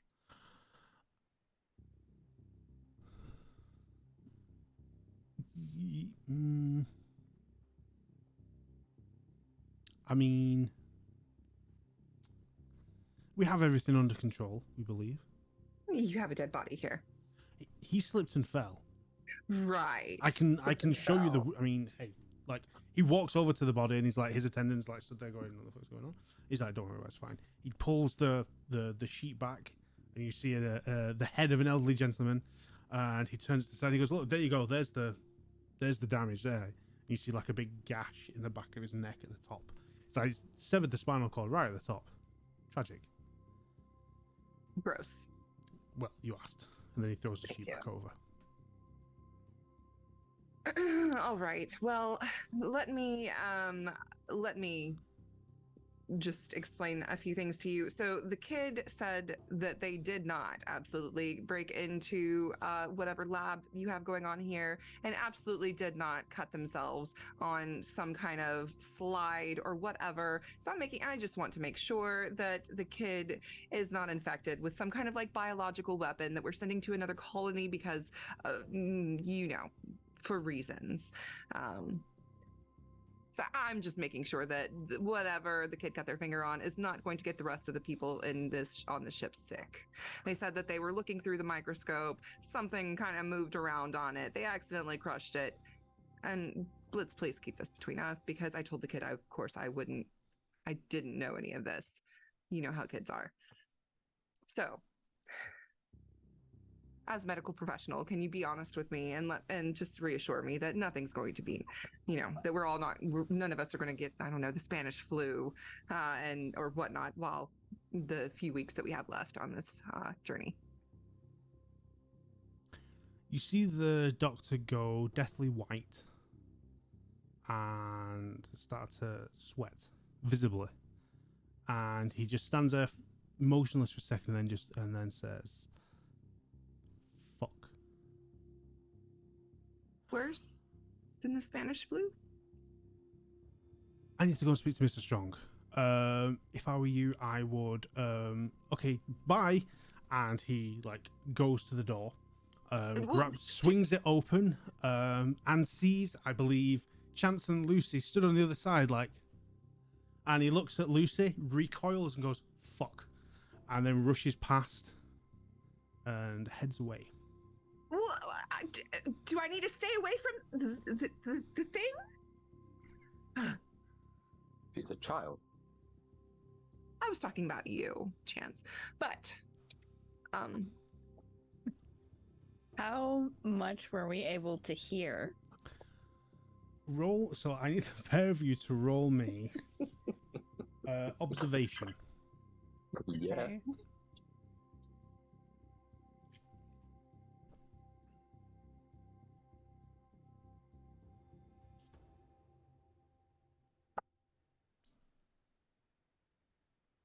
Six.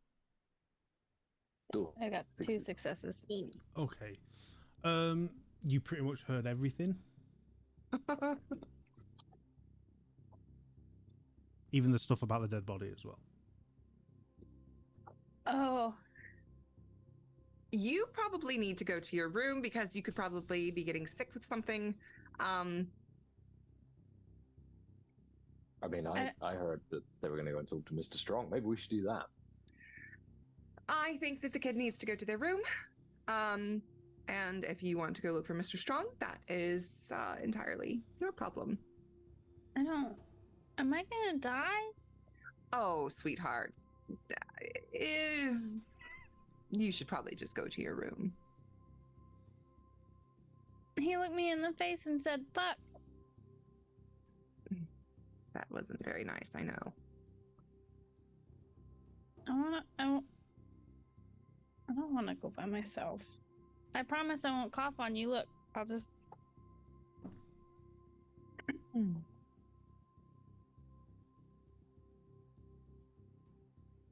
Look at Chance. I'm just like, I'll give you $50 if you take the kid to the room to their room. 100? I'll take myself, and then I'm just gonna stomp off while you guys are. Okay. See what you did. You upset her. See what you did? You said she was only worth 50. Like I'm the asshole here. I'll say as I walk off. Okay. So, Lucy, you head back towards your room. Are you going to your room? No. Okay. Where's Lucy going? Lucy doesn't know where Lucy's going right now. Okay. Lucy's just meandering angrily. So Lucy wanders off in a tantrum. Yeah. Chance, you have also walked off. Where's Chance going? Oh, I'll be following Lucy. Okay. Oh. Okay. So you follow Lucy. Are you following her at a slight distance, or are you trying to catch up? No, I'll try and catch up. Okay. So you head after Lucy. Lois, what is Lois doing? I'm looking out for number one. I'm gonna go find out where the doctor went to talk to Mr. Strong, so I can go listen in and find out what really is happening here. Okay. Solid. Okay, you do that. So you go after. April feels really concerned about Lucy, but that Ms. Kent fucking doesn't care. Miss Kent gives no shits. No. I love that for you. So, Lois, you go after the doctor in the direction he went and try to find where he is and where Mr. Strong is. And you find yourself heading back past the residence area, down the corridor, which has only a left turn. You follow that left turn, you find a door that is closed that says authorized access only, do not enter. But there is a keycard slot on the side. Multi-pass. And the door opens to you. And you enter a corridor that is pristine white with bright lights, but there appears to be a bit of an oil smudge on the side. And you see a set of 6 doors, 3 on either side, and at the end a T-junction of 2 corridors going either way. Yeah, I try to listen in and see if I can hear anybody talking and figure out which way to go. Yeah. You head down and you look in through the doors, and in the first 4 you see that there appears to be someone in each room, sat kind of working away at a desk, doing God knows what. You don't recognize any of these people. Moving on, you look through the last door on the right. It appears to be the door is closed, it is locked, the light is off. And then the last door on the left, you look in and you see Mr. Strong and the doctor stood in there talking vigorously, shall we say. I knock, because that's what I do. I knock on the door, make myself known. Excuse me. So what exactly is going on here? You just hear like a under the breath, for fuck's sake, come from the pair. From one of them, you don't catch which one says it. And the doctor turns around and goes, "Oh, you again." Yes, me again. So I sent the child to their room, but I need to know what's going on and if I should be worried about my own safety and what exactly is happening. The doctor looks at you and goes, "Okay. You see, well, situation is kind of well. And then Mark Strong goes, oh, for God's sake. Like, he steps forward, pushes the doctor aside. There's been an incident. We believe we have it under control, or we believed we had it under control, but I've just been given some new information that is a little concerning. I would suggest you head back to your room for the time being, and a communication will be made over the Tannoy system just to let you know what's going on and an update on the current situation. Is there some sort of vaccine or some kind of like medicine that we should be taking? Is there something that I need to be Everything's fine. worried with No, for my health? you're fine. You're fine. Your health is fine. I would just say go back to your room, make yourself comfortable, and a message will be given over the Tannoy once the information is available. I'm going to give the room a once over and see if there's any like thing that I can like see that's out in the open that would catch my attention and be of importance. Okay, make me an observation. Okay. Which is wits and observations? So Yes. 7. Okay.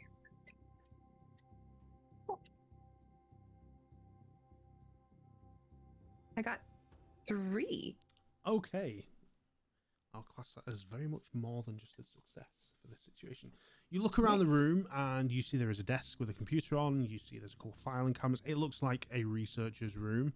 But looking, like scanning the desk, you see that there is an open book and the computer is turned on.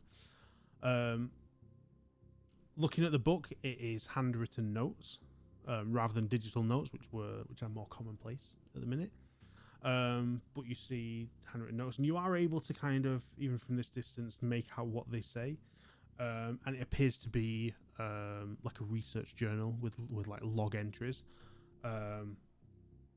And the last entry is from this morning. And the words you make out in your quick glance is accident, contamination, viral. And then taking a quick glance at the computer, which is also turned on and open because these people did not expect you to walk in.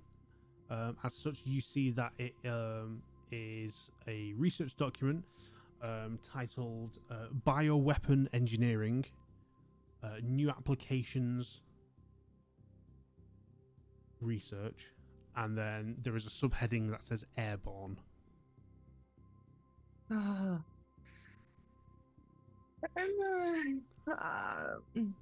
Right. I will be going back to my room then. And yeah. Okay. So you bid farewell to Mr. Strong and the doctor, who kind of very sheepishly stand there, like expectantly asking, kind of insinuating that you leave now so they can continue what they were doing. Oh yeah, I walk out and then I like kind of like am just hesitant. Like I am out of the doorway, but I am still by the door, just kind of like listening, like slowly walking, but not walking. Okay. As you leave the door and you listen, you do hear the doctor turn and go, "What the fuck are we gonna do?" To Mr. Strong. But you also, while stood there, you take a second to look round and remember what Lucy said, and you realize that the room Lucy said she went into and broke the slide is the room that you are stood directly opposite with the lights turned off and the door closed. I'm gonna listen for a minute and see if they talk about anything else, and then I might go and take a peek see. Okay. They do start talking, but it's in hushed tones that you cannot hear. Actually, I would not go in there because I don't want to die. Because if there's something like airborne, I don't want to breathe it in, and I don't want to die. So I'm not the hero. I'm just going to listen to see if they say anything that like would give me information on how best to not die. And then if they don't say anything else, I'm gonna go and see on my way back to my room if I run into Chance, and kind of like say, "You're okay, yeah. I'm going to see if I run into Chance, but if I don't, it's fine. I'll just Okay. go back to my room. Okay, so let me see. Okay, so you make your way back. Chance and Lucy, whilst Lois was having this conversation, what were the two of you doing? I'll just be trying to catch up to wee Lucy, make sure, she's okay, despite everything that just happened. So kind of like jog along after them. Spibble, What? you okay? It No. didn't seem. Yeah. But you know what?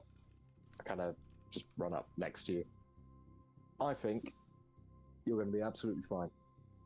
I'm gonna die. Did you see how scared he was? He's just some squeamish twat. I wouldn't worry about it. And I we think killed you'll be fine. somebody. No, they were. Yeah. Look. You. I'll just kind of like pat her on the head in a way that I don't really know what I'm doing. It's just, you didn't do anything wrong. I fucked up, and I will own up to it. You will be fine. More importantly, you will be fine outside of just that particular issue. I don't feel like I'm gonna be fine. Trust me, I can guarantee you I have woken up feeling worse than you are right now. I'll just kind of Okay. lower down so we're at an eye level. Everything will be okay. I promise you, I will look after you. While you're on this ship, I'll look after you. Thanks. You're welcome. I'm Now, scared. everyone gets scared. It's alright to be scared. Makes you know you're still there. Okay. Now, you promised to show me something cool. But there was this big double doors and they were locked and I couldn't get in there. Wow. Good old Chance Avery. You can get in anywhere. Why don't you show me the way? Okay, it was in the place where I touched the thing, and I know that Big L said that we shouldn't go in there and it's dangerous, but it was really cool in there. I'll take cool over not dangerous every day of the week. Okay, I'll show you how to get there. I marked the wall with my grease. Oh, awesome. See, that I can get behind. Tell you what, Okay. I'll just pull out a large hammer, anything from the tool belt, and just go, there you go, that's my lucky one. Lead the way. Thank you. I'm gonna clutch the hammer like it's the most important thing I've ever been given, because it is. And then I'm gonna lead the way to our where I'm gonna die. Okay. So, you guys gear yourself up for a little adventure and you head on that way. Lois, whilst you're returning back from this research area, you pass a couple of crew members of the ship as they're walking, just going about their business, walk past you. You notice both of them were coughing as they walk past. And they pass you and you keep going. And you turn a corner, get into the residential area, and you see Chance and Lucy walking towards you this time. I still have a handkerchief covering my face, and I'm just like, I thought I told you to take her to her room. What are you doing? I got lost. Of course, you're incompetent. We need to get Lucy to her room, and I need to speak with you. You're going the wrong way. This is the way. So there's something in the air, and it's not safe for us to be out. Okay. What do you think? I'll just turn down to Lucy. I think that if there's something in the air, chances are likely that we probably already have inhaled it. I agree with the kid. Why do they think there's something in the air? Well, I spoke with the doctor and Mr. Strong, and apparently they weren't really forthcoming with information, but from what I saw on their computer screens and everything, there is some kind of biological weapon that is airborne, and it sounds like there has been some sort of incident or accident, possibly caused by somebody who shouldn't have been in some rooms that they shouldn't have been in, and so now it sounds like the ship might go into full lockdown.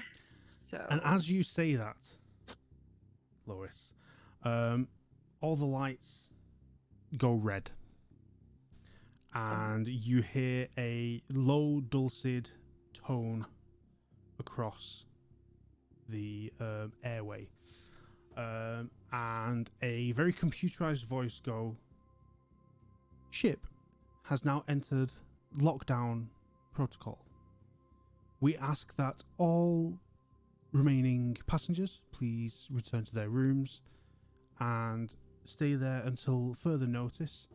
An incident has taken place, and the staff and crew are currently, the staff and crew are all gone a bit shit there, aren't they? system error. Rebooting.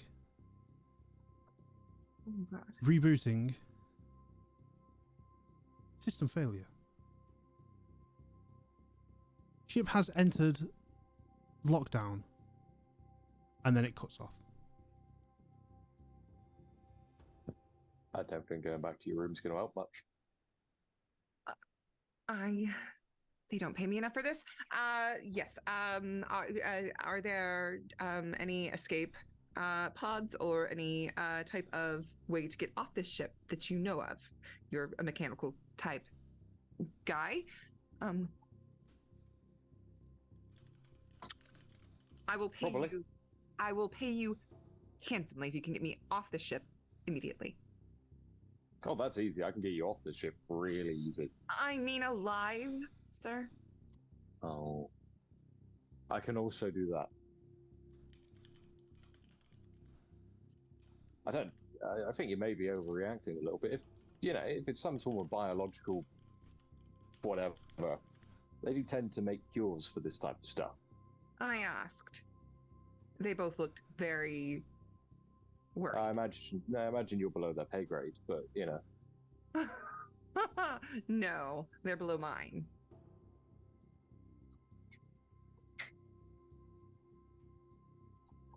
Either way. Where did you say you found this stuff, kid? And the science place. Okay, here's my deal. I, from the goodness of my own art, will get you off the ship. Oh. Easy peasy. But I'd like to go and have a look in there first, see if I can't find some way of helping, and I'll just pat Lucy on the back, my good friend here, through the day. Excuse me, I forgot the part where you introduced yourself as a scientist. I'm proper clever. I'm sure. You'd be surprised. Lead the way, kid. Tag along or don't. Does Lois join them?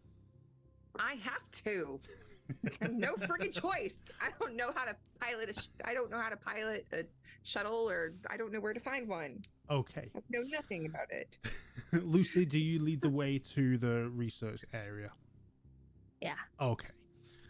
The three of you head towards the research area where Lois, you had just come from, and Lucy, you had just been the night before. You make your way down the corridors, and you get to the door that was closed, Lucy, but Lois, you have a key for that, so you instinctually just like, fucking, let's get through this, and swipe it and get through.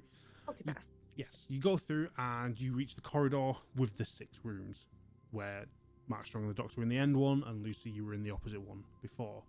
As you get to that corridor, you hear footsteps coming from the other end of the corridor where the T-junction is, as someone appears to be coming from the left-hand side. and you hear coughing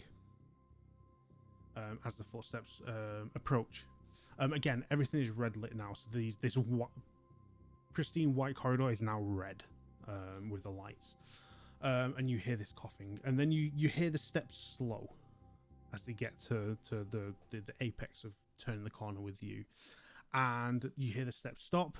You hear a very kind of guttural cough, and then it stops, and you see a gentleman fall to the floor as they come into view around this corner, and they drop to the floor unmoving. And you kind of all pause for a second, like, the fuck? I want off the ship now. This is pointless. Why are we going this way? We need to be going to a shuttle. We need to be getting off now. I don't want that to be me. And then you see the body twitch. He's not dead, see? Just sick. And the body coughs again and begins to pick itself back up off the floor. Its movements slightly more jagged, shall we say, in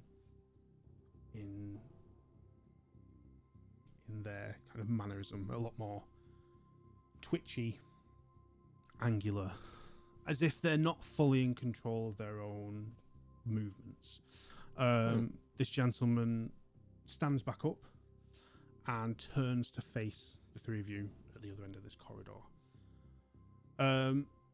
With the red lighting, it's kind of done some weird, kind of like the skin tone goes a bit weird with the red, and the shadowing on the face makes it a little bit difficult at first to gauge who this person is. But as you look closer, as they now step down the corridor towards you, you can see that this appears to be Mark Strong from the looks of it. Like, he's in the suit, he's in the thing. The only slight difference is this person, the top of this person's head appears to be hanging off to the side. And as you take a further step, you kind of breathe a sigh of release, realize it's a toupee that is hanging off this person's head. But then you see just pure black dripping out of this person's mouth down the front of their tailored shirt. As they now move forward towards you with just pure bloodshot eyes, unresponsive facial features, and they are twitching and kind of as they move towards you. Face. Huh. Huh? No. That's fucked up. Should we hide or move? No, I don't want to be like that. Ah, no, it's much easier than that. Can I borrow that hammer again? Yeah. Thanks. I'll just take the hammer and start wandering off towards him. What? He's sick. He's not. What are you doing? You don't. He needs a doctor, but not me or you. We need to go. Whistling as I walk towards him at this point. Mm-hmm. Lucy, don't look. Come this way. Okay. How you doing, Mark? You get no response, just the continuous. That's a mighty shame. I'll wander over and take a very hearty swing at his head. Okay, make me a close combat. I can do that, Danny.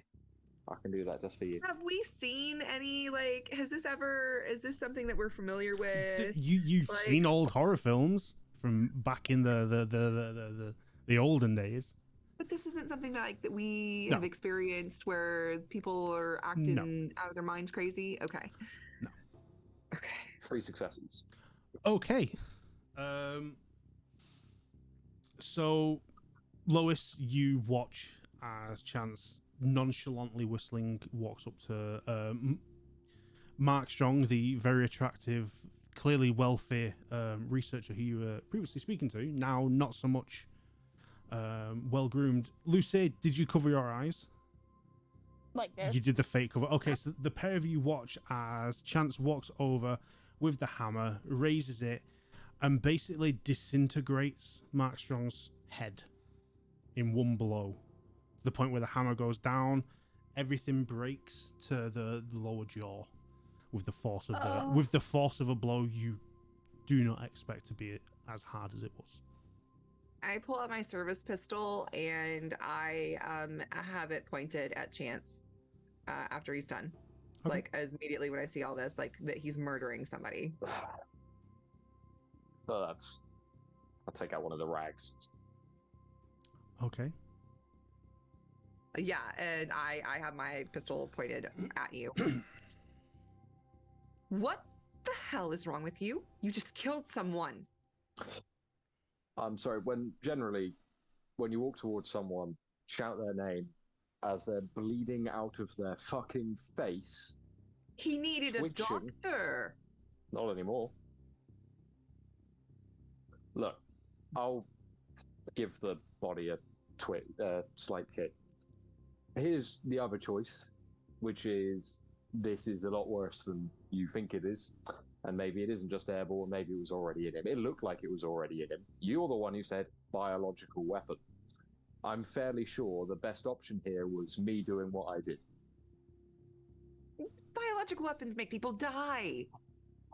I mean, he seemed pretty dead. He was not dead. He was walking. He was moving. He was not verbal, but he was still alive.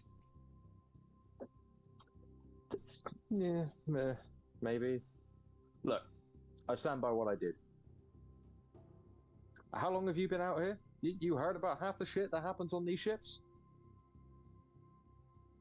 Sometimes things happen, but I mean, they were already ferrying a biological weapon on a fucking cargo vessel full of paying passengers. Do you think they had your best interests at heart?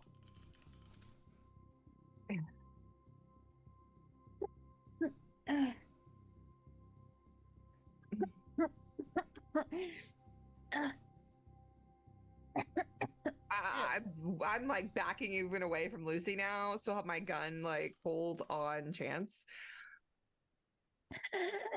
Lucy, you need to go to your room. You need to do what you were told, and you need to stay the hell away from everybody. I don't feel Murdering piece of shit. I'm gonna go and look after the kid. You know, Lucy, you you stay away from him. He is a murderous psychopath. He said he would keep me safe. No, he will do to you. He will do to you what he just did to that man. You stay away from him. No, he's my friend. I'll start walking over to Lucy. I am backing up down the hallway away from him. Chance, as He's you still holding the hammer. as you step away from the body on the floor, Mark Strong grabs your ankle. Who's Chance? Yeah, Mark Strong grabs Chance's ankle. Really want to give a very knowing, acknowledging, I fucking told you, as I half expect him to drag me off my feet as I get halfway through that sentence. Oh my gosh. Basically, the beheaded body grabs your ankle and pulls you towards them, in which you slip to the floor, and it then grabs its other arm and it starts to try and crawl itself up your body. Can I run over and stomp on its hands? If you wish. I mean, I'm coughing still, but I want to try and save my friend. Okay. What would That would be a close combat. Oh, awesome. Cool. I'm really, really good at those. I did not get a single success. Okay. You run over to assist Chance, and as you get there and you go to kick at one of this body's hands as they grip at Chance, you due to the rushing and the quick inhale of breath, you start to cough. So your kick misses.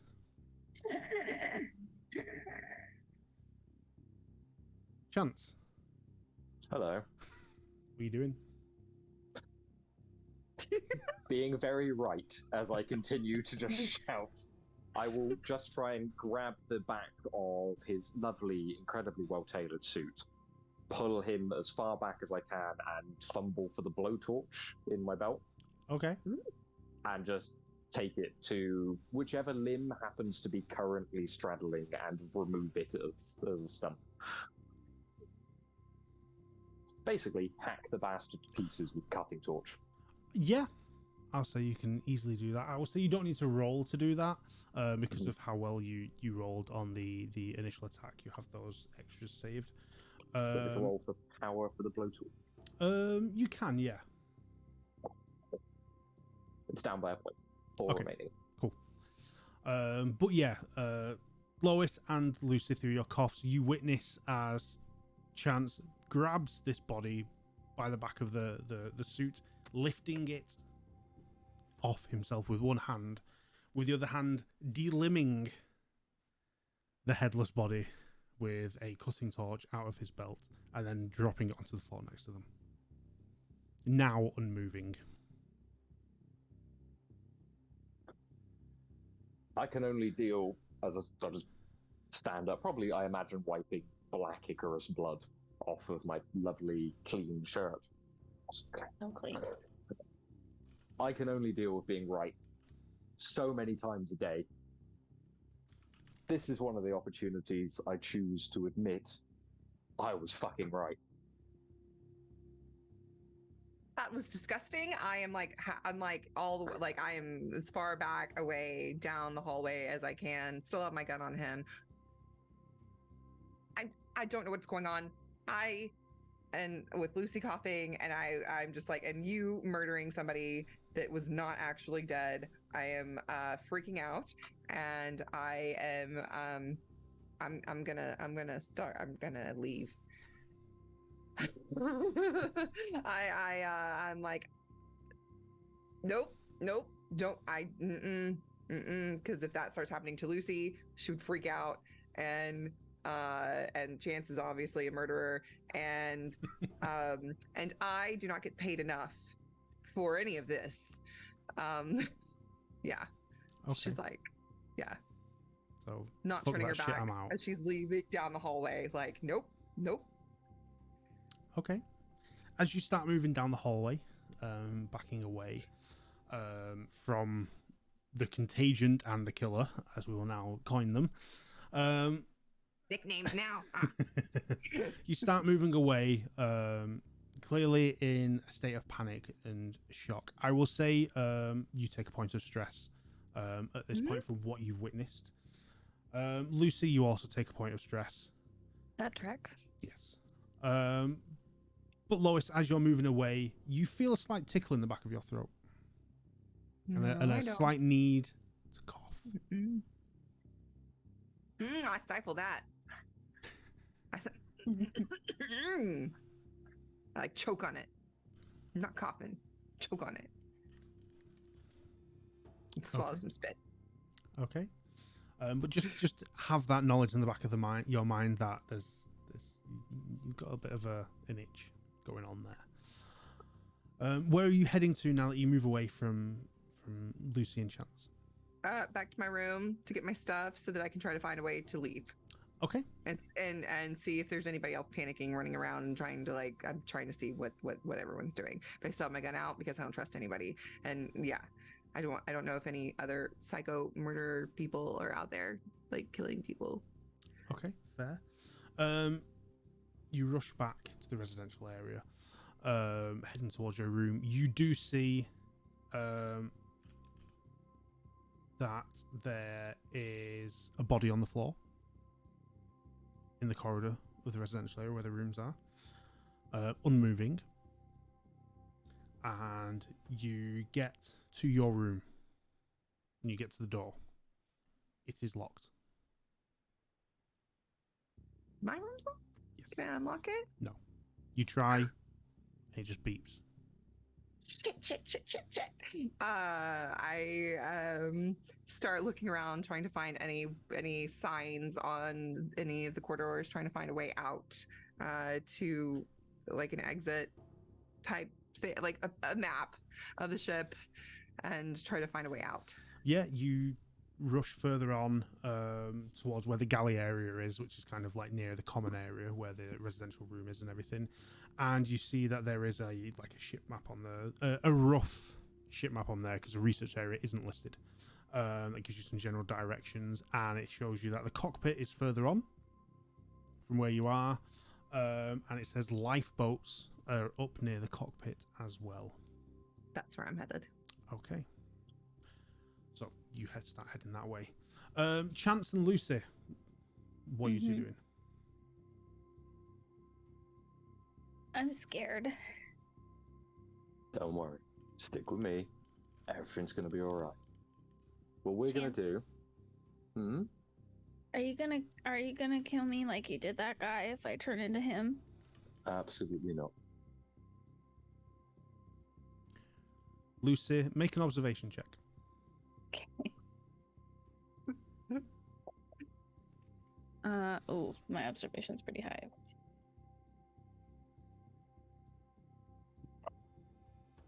That is 1, 2, 3 successes. 3 successes. Okay. And no He's one's on lying your to me. stress die. Oh. That's 4 successes. Okay. Wonderful. Chance speaks to you and you believe what he says.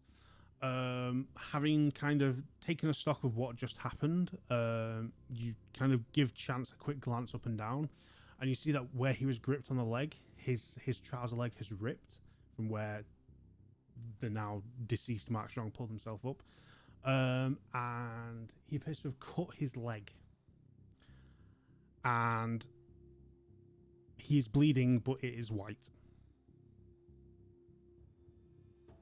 Do I know what that means? Does Lucy know what that means? I'm going to say Lucy is the nosy investigative type that would know that that is an android that bleeds that color. Okay. That's inconvenient. It's always awkward trying to patch yourself back up. Are you gonna hurt me? No, absolutely not. Okay. I'm not exactly fond of... I kind of wave my arm in the ship in general. Humans. You, though, you're alright. Thanks. You're pretty alright, too. Well, we'll keep being alright together then, won't we? Come on. Okay. Let's get you to a ship. I'll just kind of pick her up, swing around my back as a piggyback and start at speed heading towards the cockpit. Okay. So, Chance and Lucy, you start heading your way to the cockpit, as you've chosen to go that way, which is also where Lois is heading, but she's a little bit ahead of you as you're continuing on your way. Lucy, you begin to cough again. Unfortunately, this bout is a little bit harder than before. And as you pull your hand away, you see there is some black fluid on your hand. But you kind of look at it and don't say anything, and you're on Chance's back, and Chance, you continue on. Lois, you get to the front of the ship, and you see that there is a sign that says cockpit, and you see that there are 2 like short corridors that go left and right from the cockpit, where you make the presumption that the lifeboats are in there. Head towards lifeboats. Okay. Left or right? Left. Okay. You head left, and you see... Is there anybody else running towards, like, or doing any, like, do I see other people? You see no movement. You head left, and you see that the big kind of hull door to the lifeboat is closed, and there's a small porthole, and you look through the porthole, and you see space. Go back to the right. You go to the right. Run. Yep, you go to the right, and you see that you go that way, and it is open, and you see that there is the lifeboat there, and you're able to enter the lifeboat. Is there anybody else there? At the minute, you do not see anyone. Okay. I am looking for manuals. I am looking for, like, a way to figure out how to depart. Okay. You start rummaging around in this lifeboat. looking for what to do, and you hear the sound of panting breath and a pair of rushing feet from behind. And you spin around with your gun, and you see that there is a crew member that rushes in. He's like, "Oh, he's still here! Oh, thank fuck for that!" I was like, "Are Do you okay?" know how to pilot this? Do you know how to work this thing? Yeah. I'm trained. I think I can do this. Yeah, we need to get off this ship. It's something's happened. It's fucked. Yep, I agree. I immediately. Okay, well, sit down. I'll get things sorted. And you see him start like turning on switches and getting things set up. Chance and Lucy. As you head there, you approach and you see someone run out of the residential like common room area, the seating room, and run ahead and turn right towards one of the lifeboats. And you kind of follow them up, and you hear voices in the lifeboat. One sounds very familiar. You begin to hear Lois and then this other male voice as you approach, and you kind of turn the corner, and you are at this open lifeboat. And you see Lois and another gentleman in there turning on switches. Hold up. I turn around with my gun. Nope, not you. No, this one was killing other passengers. Absolutely not. You stay back. For fairness, he was going to kill you. Maybe, more likely you. But there's a med table in there. We can get Lucy on ice. Get her looked at. Let me get her in. I'm Do not whatever going the fuck you anywhere want without afterwards. Chance. I'm looking at the crewman. The crewman kind of looks and goes, "These things aren't built for this many people." Just take the kid. No. You said I you'd just- take care of me. And I will. How are you going to take care of me if you're not with me? There are more boats. So other ways off the ship. Don't worry. Put me on a boat with you then. At the moment, I need to get you on a med table. And that one I can see. Whilst you have this conversation, the crewman is slightly frantically looking you guys up and down, and the crewman looks at you, Chance, and looks at your leg, and sees the white liquid coming out, and he goes, "Oh fuck! It's an android! Fucking kill it! Fucking kill it! Quick! Bolt. Quick!" Charge. What's an android? What? Do I know what an android is? You know what an android is, yeah. You've not seen one before, but you know that Okay. androids are not usually good things these days. What? Lucy, back away from it. No, you can't Right kill now. him. He's my friend. It's not a friend. It is not a person. He is. He's my friend, and he said he was going to take care of me. And I'm going to stand in between them, and I'm going to...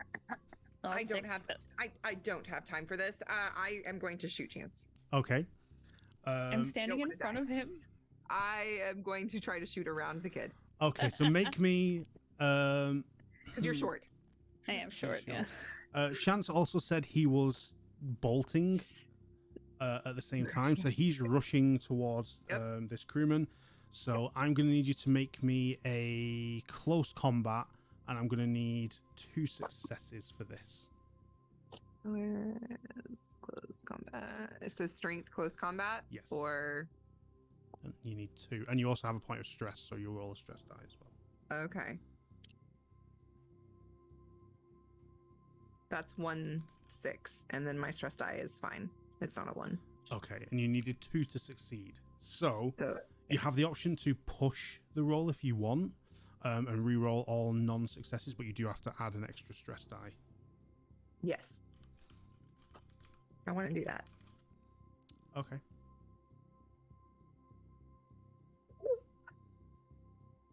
I got 2 1s, but they're not on my stress die, and then one of my stress die has a 6. Okay. So I only got 1 6 again. So you have another. Well, you have another 6 on top of the original one you had now. So you got the 2 Oh, good. successes, Okay. but because you pushed it, Mhm. it's not as clean a shot as you thought. Mhm. You do shoot Chance, but you hit him in the shoulder. Chance, you take 1 point of damage from that, and it Noted. does stagger your movement slightly. Mm-hmm. What are you now doing? I will, at that point, step around Lucy. Close your eyes, for, and just march into the life pod. Close Okay. the door. She's also infected. I'll pay you whatever you want. I say walk, sprint. Okay. Okay. Who are you sprinting at? We're going to start with the crew member. Okay. And what are you going to do? Is he working on the control panel? No, he's currently stood looking at you, but he's like hands up in an attempt to defend himself. I will sprint up, grab him by the throat, lift him, and hurl him at Lois. If I can throw him whilst gripping his larynx and pulling that upwards, even better. Okay, make me a close combat roll, and you're going to need 3 successes. Okie dokie. Just to note, I've been rolling like 12 dice for these throughout the entire thing. That's exactly 3 successes. Okay. So, Lois, Lucy doesn't see this because she covered her eyes. You see Chance with a different facial expression rush towards this crew member, grab them by the throat, lift them up off the floor, and then with Chance's free hand, kind of Hadouken blow this person in the chest, knocking them back through the air at you while still holding the person's throat in their hand. The body flies towards you, but I'll say because of the distance you're able to just kind of step out of the way, but you see this crew member's body fall to the floor next to you with no throat, just currently oozing blood, eyes rolled back the back of their head, unconscious very quickly. Okay, listen. You said that you know how to pilot the ship. Yep. If you can get me. I would just love one of you people to show me that I'm wrong Wrong? about your entire species. Selfish, ignorant bastards. Listen, you Get don't. over there. Oh, please. Argue your point. I'll be walking towards her. You listen. You don't know. You don't know what I've been through. You don't know what I have gone through, and how I have been through so much, and I'm sure. I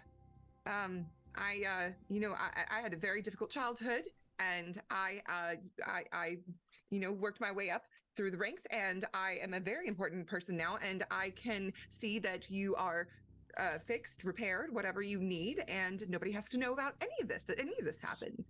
Reach over and close the door so Lucy can't hear what's about to happen. Okay. Chance, you walk towards Lois, as Lois, in essence, bargains for her life.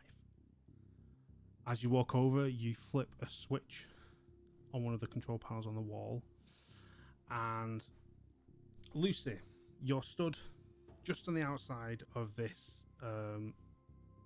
emergency evac shuttle lifeboat's doors, and you're kind of stood there, eyes closed, hands over your ears, because you're at a point now where you do not want to hear what's going on. But you feel a slight judder, and in that judder, open your eyes, and you open your eyes to see the lifeboat door just closing, and the last thing you see looking in is Chance moving that way. The door closes, and you see in the porthole, you see Lois stood there, and then you see Lois go like that. And then that's where we're going to fade to black and end the session. So, for everyone watching, who They're knows what back. happened? I love it. But yes, thank you very much to my players for playing this game. Thank you all for watching. Before we go around and I remind you all who the players are, who this amazing cast was for this evening. And they tout who they are and where you can find them and what they're up to. Just to reiterate why we play this game and why we have all the games planned this weekend is we're doing a channel fundraiser to help us pay the bills and make cool shit. We want to make more cool stuff. We want to keep pushing the envelope with what we do as a channel with our streams and our content and our shows and our community stuff.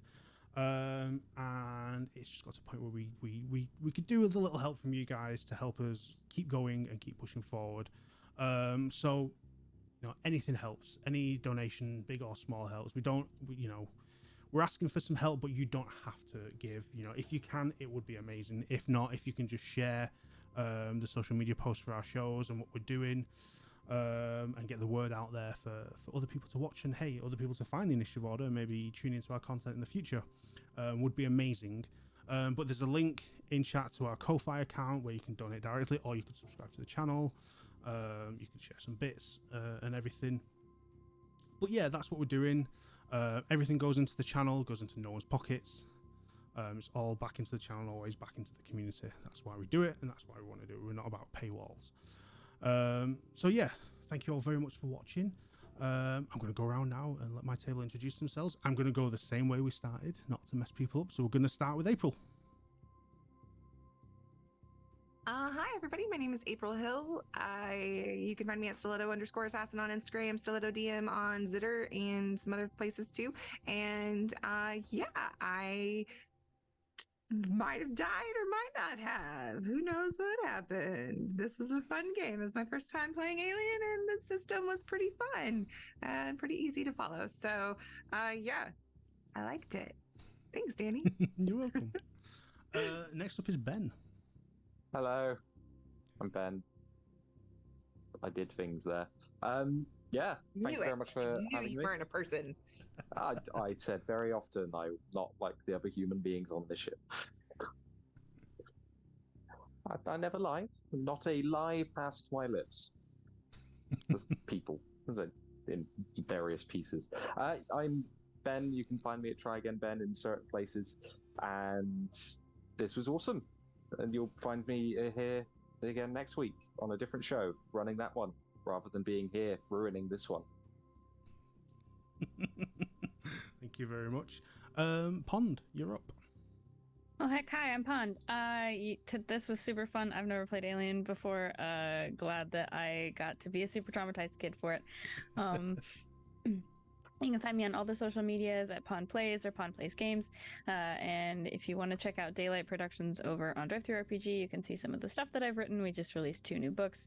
And you can find me on Feywild and Out, where I play games, DM games. We've got a new series coming up for the Triangle Agency from Haunted Table, which is going to be super fun. And you can find me in other various shows and things. Just follow me on socials. I always post when I'm going live. Awesome. Thank you very much.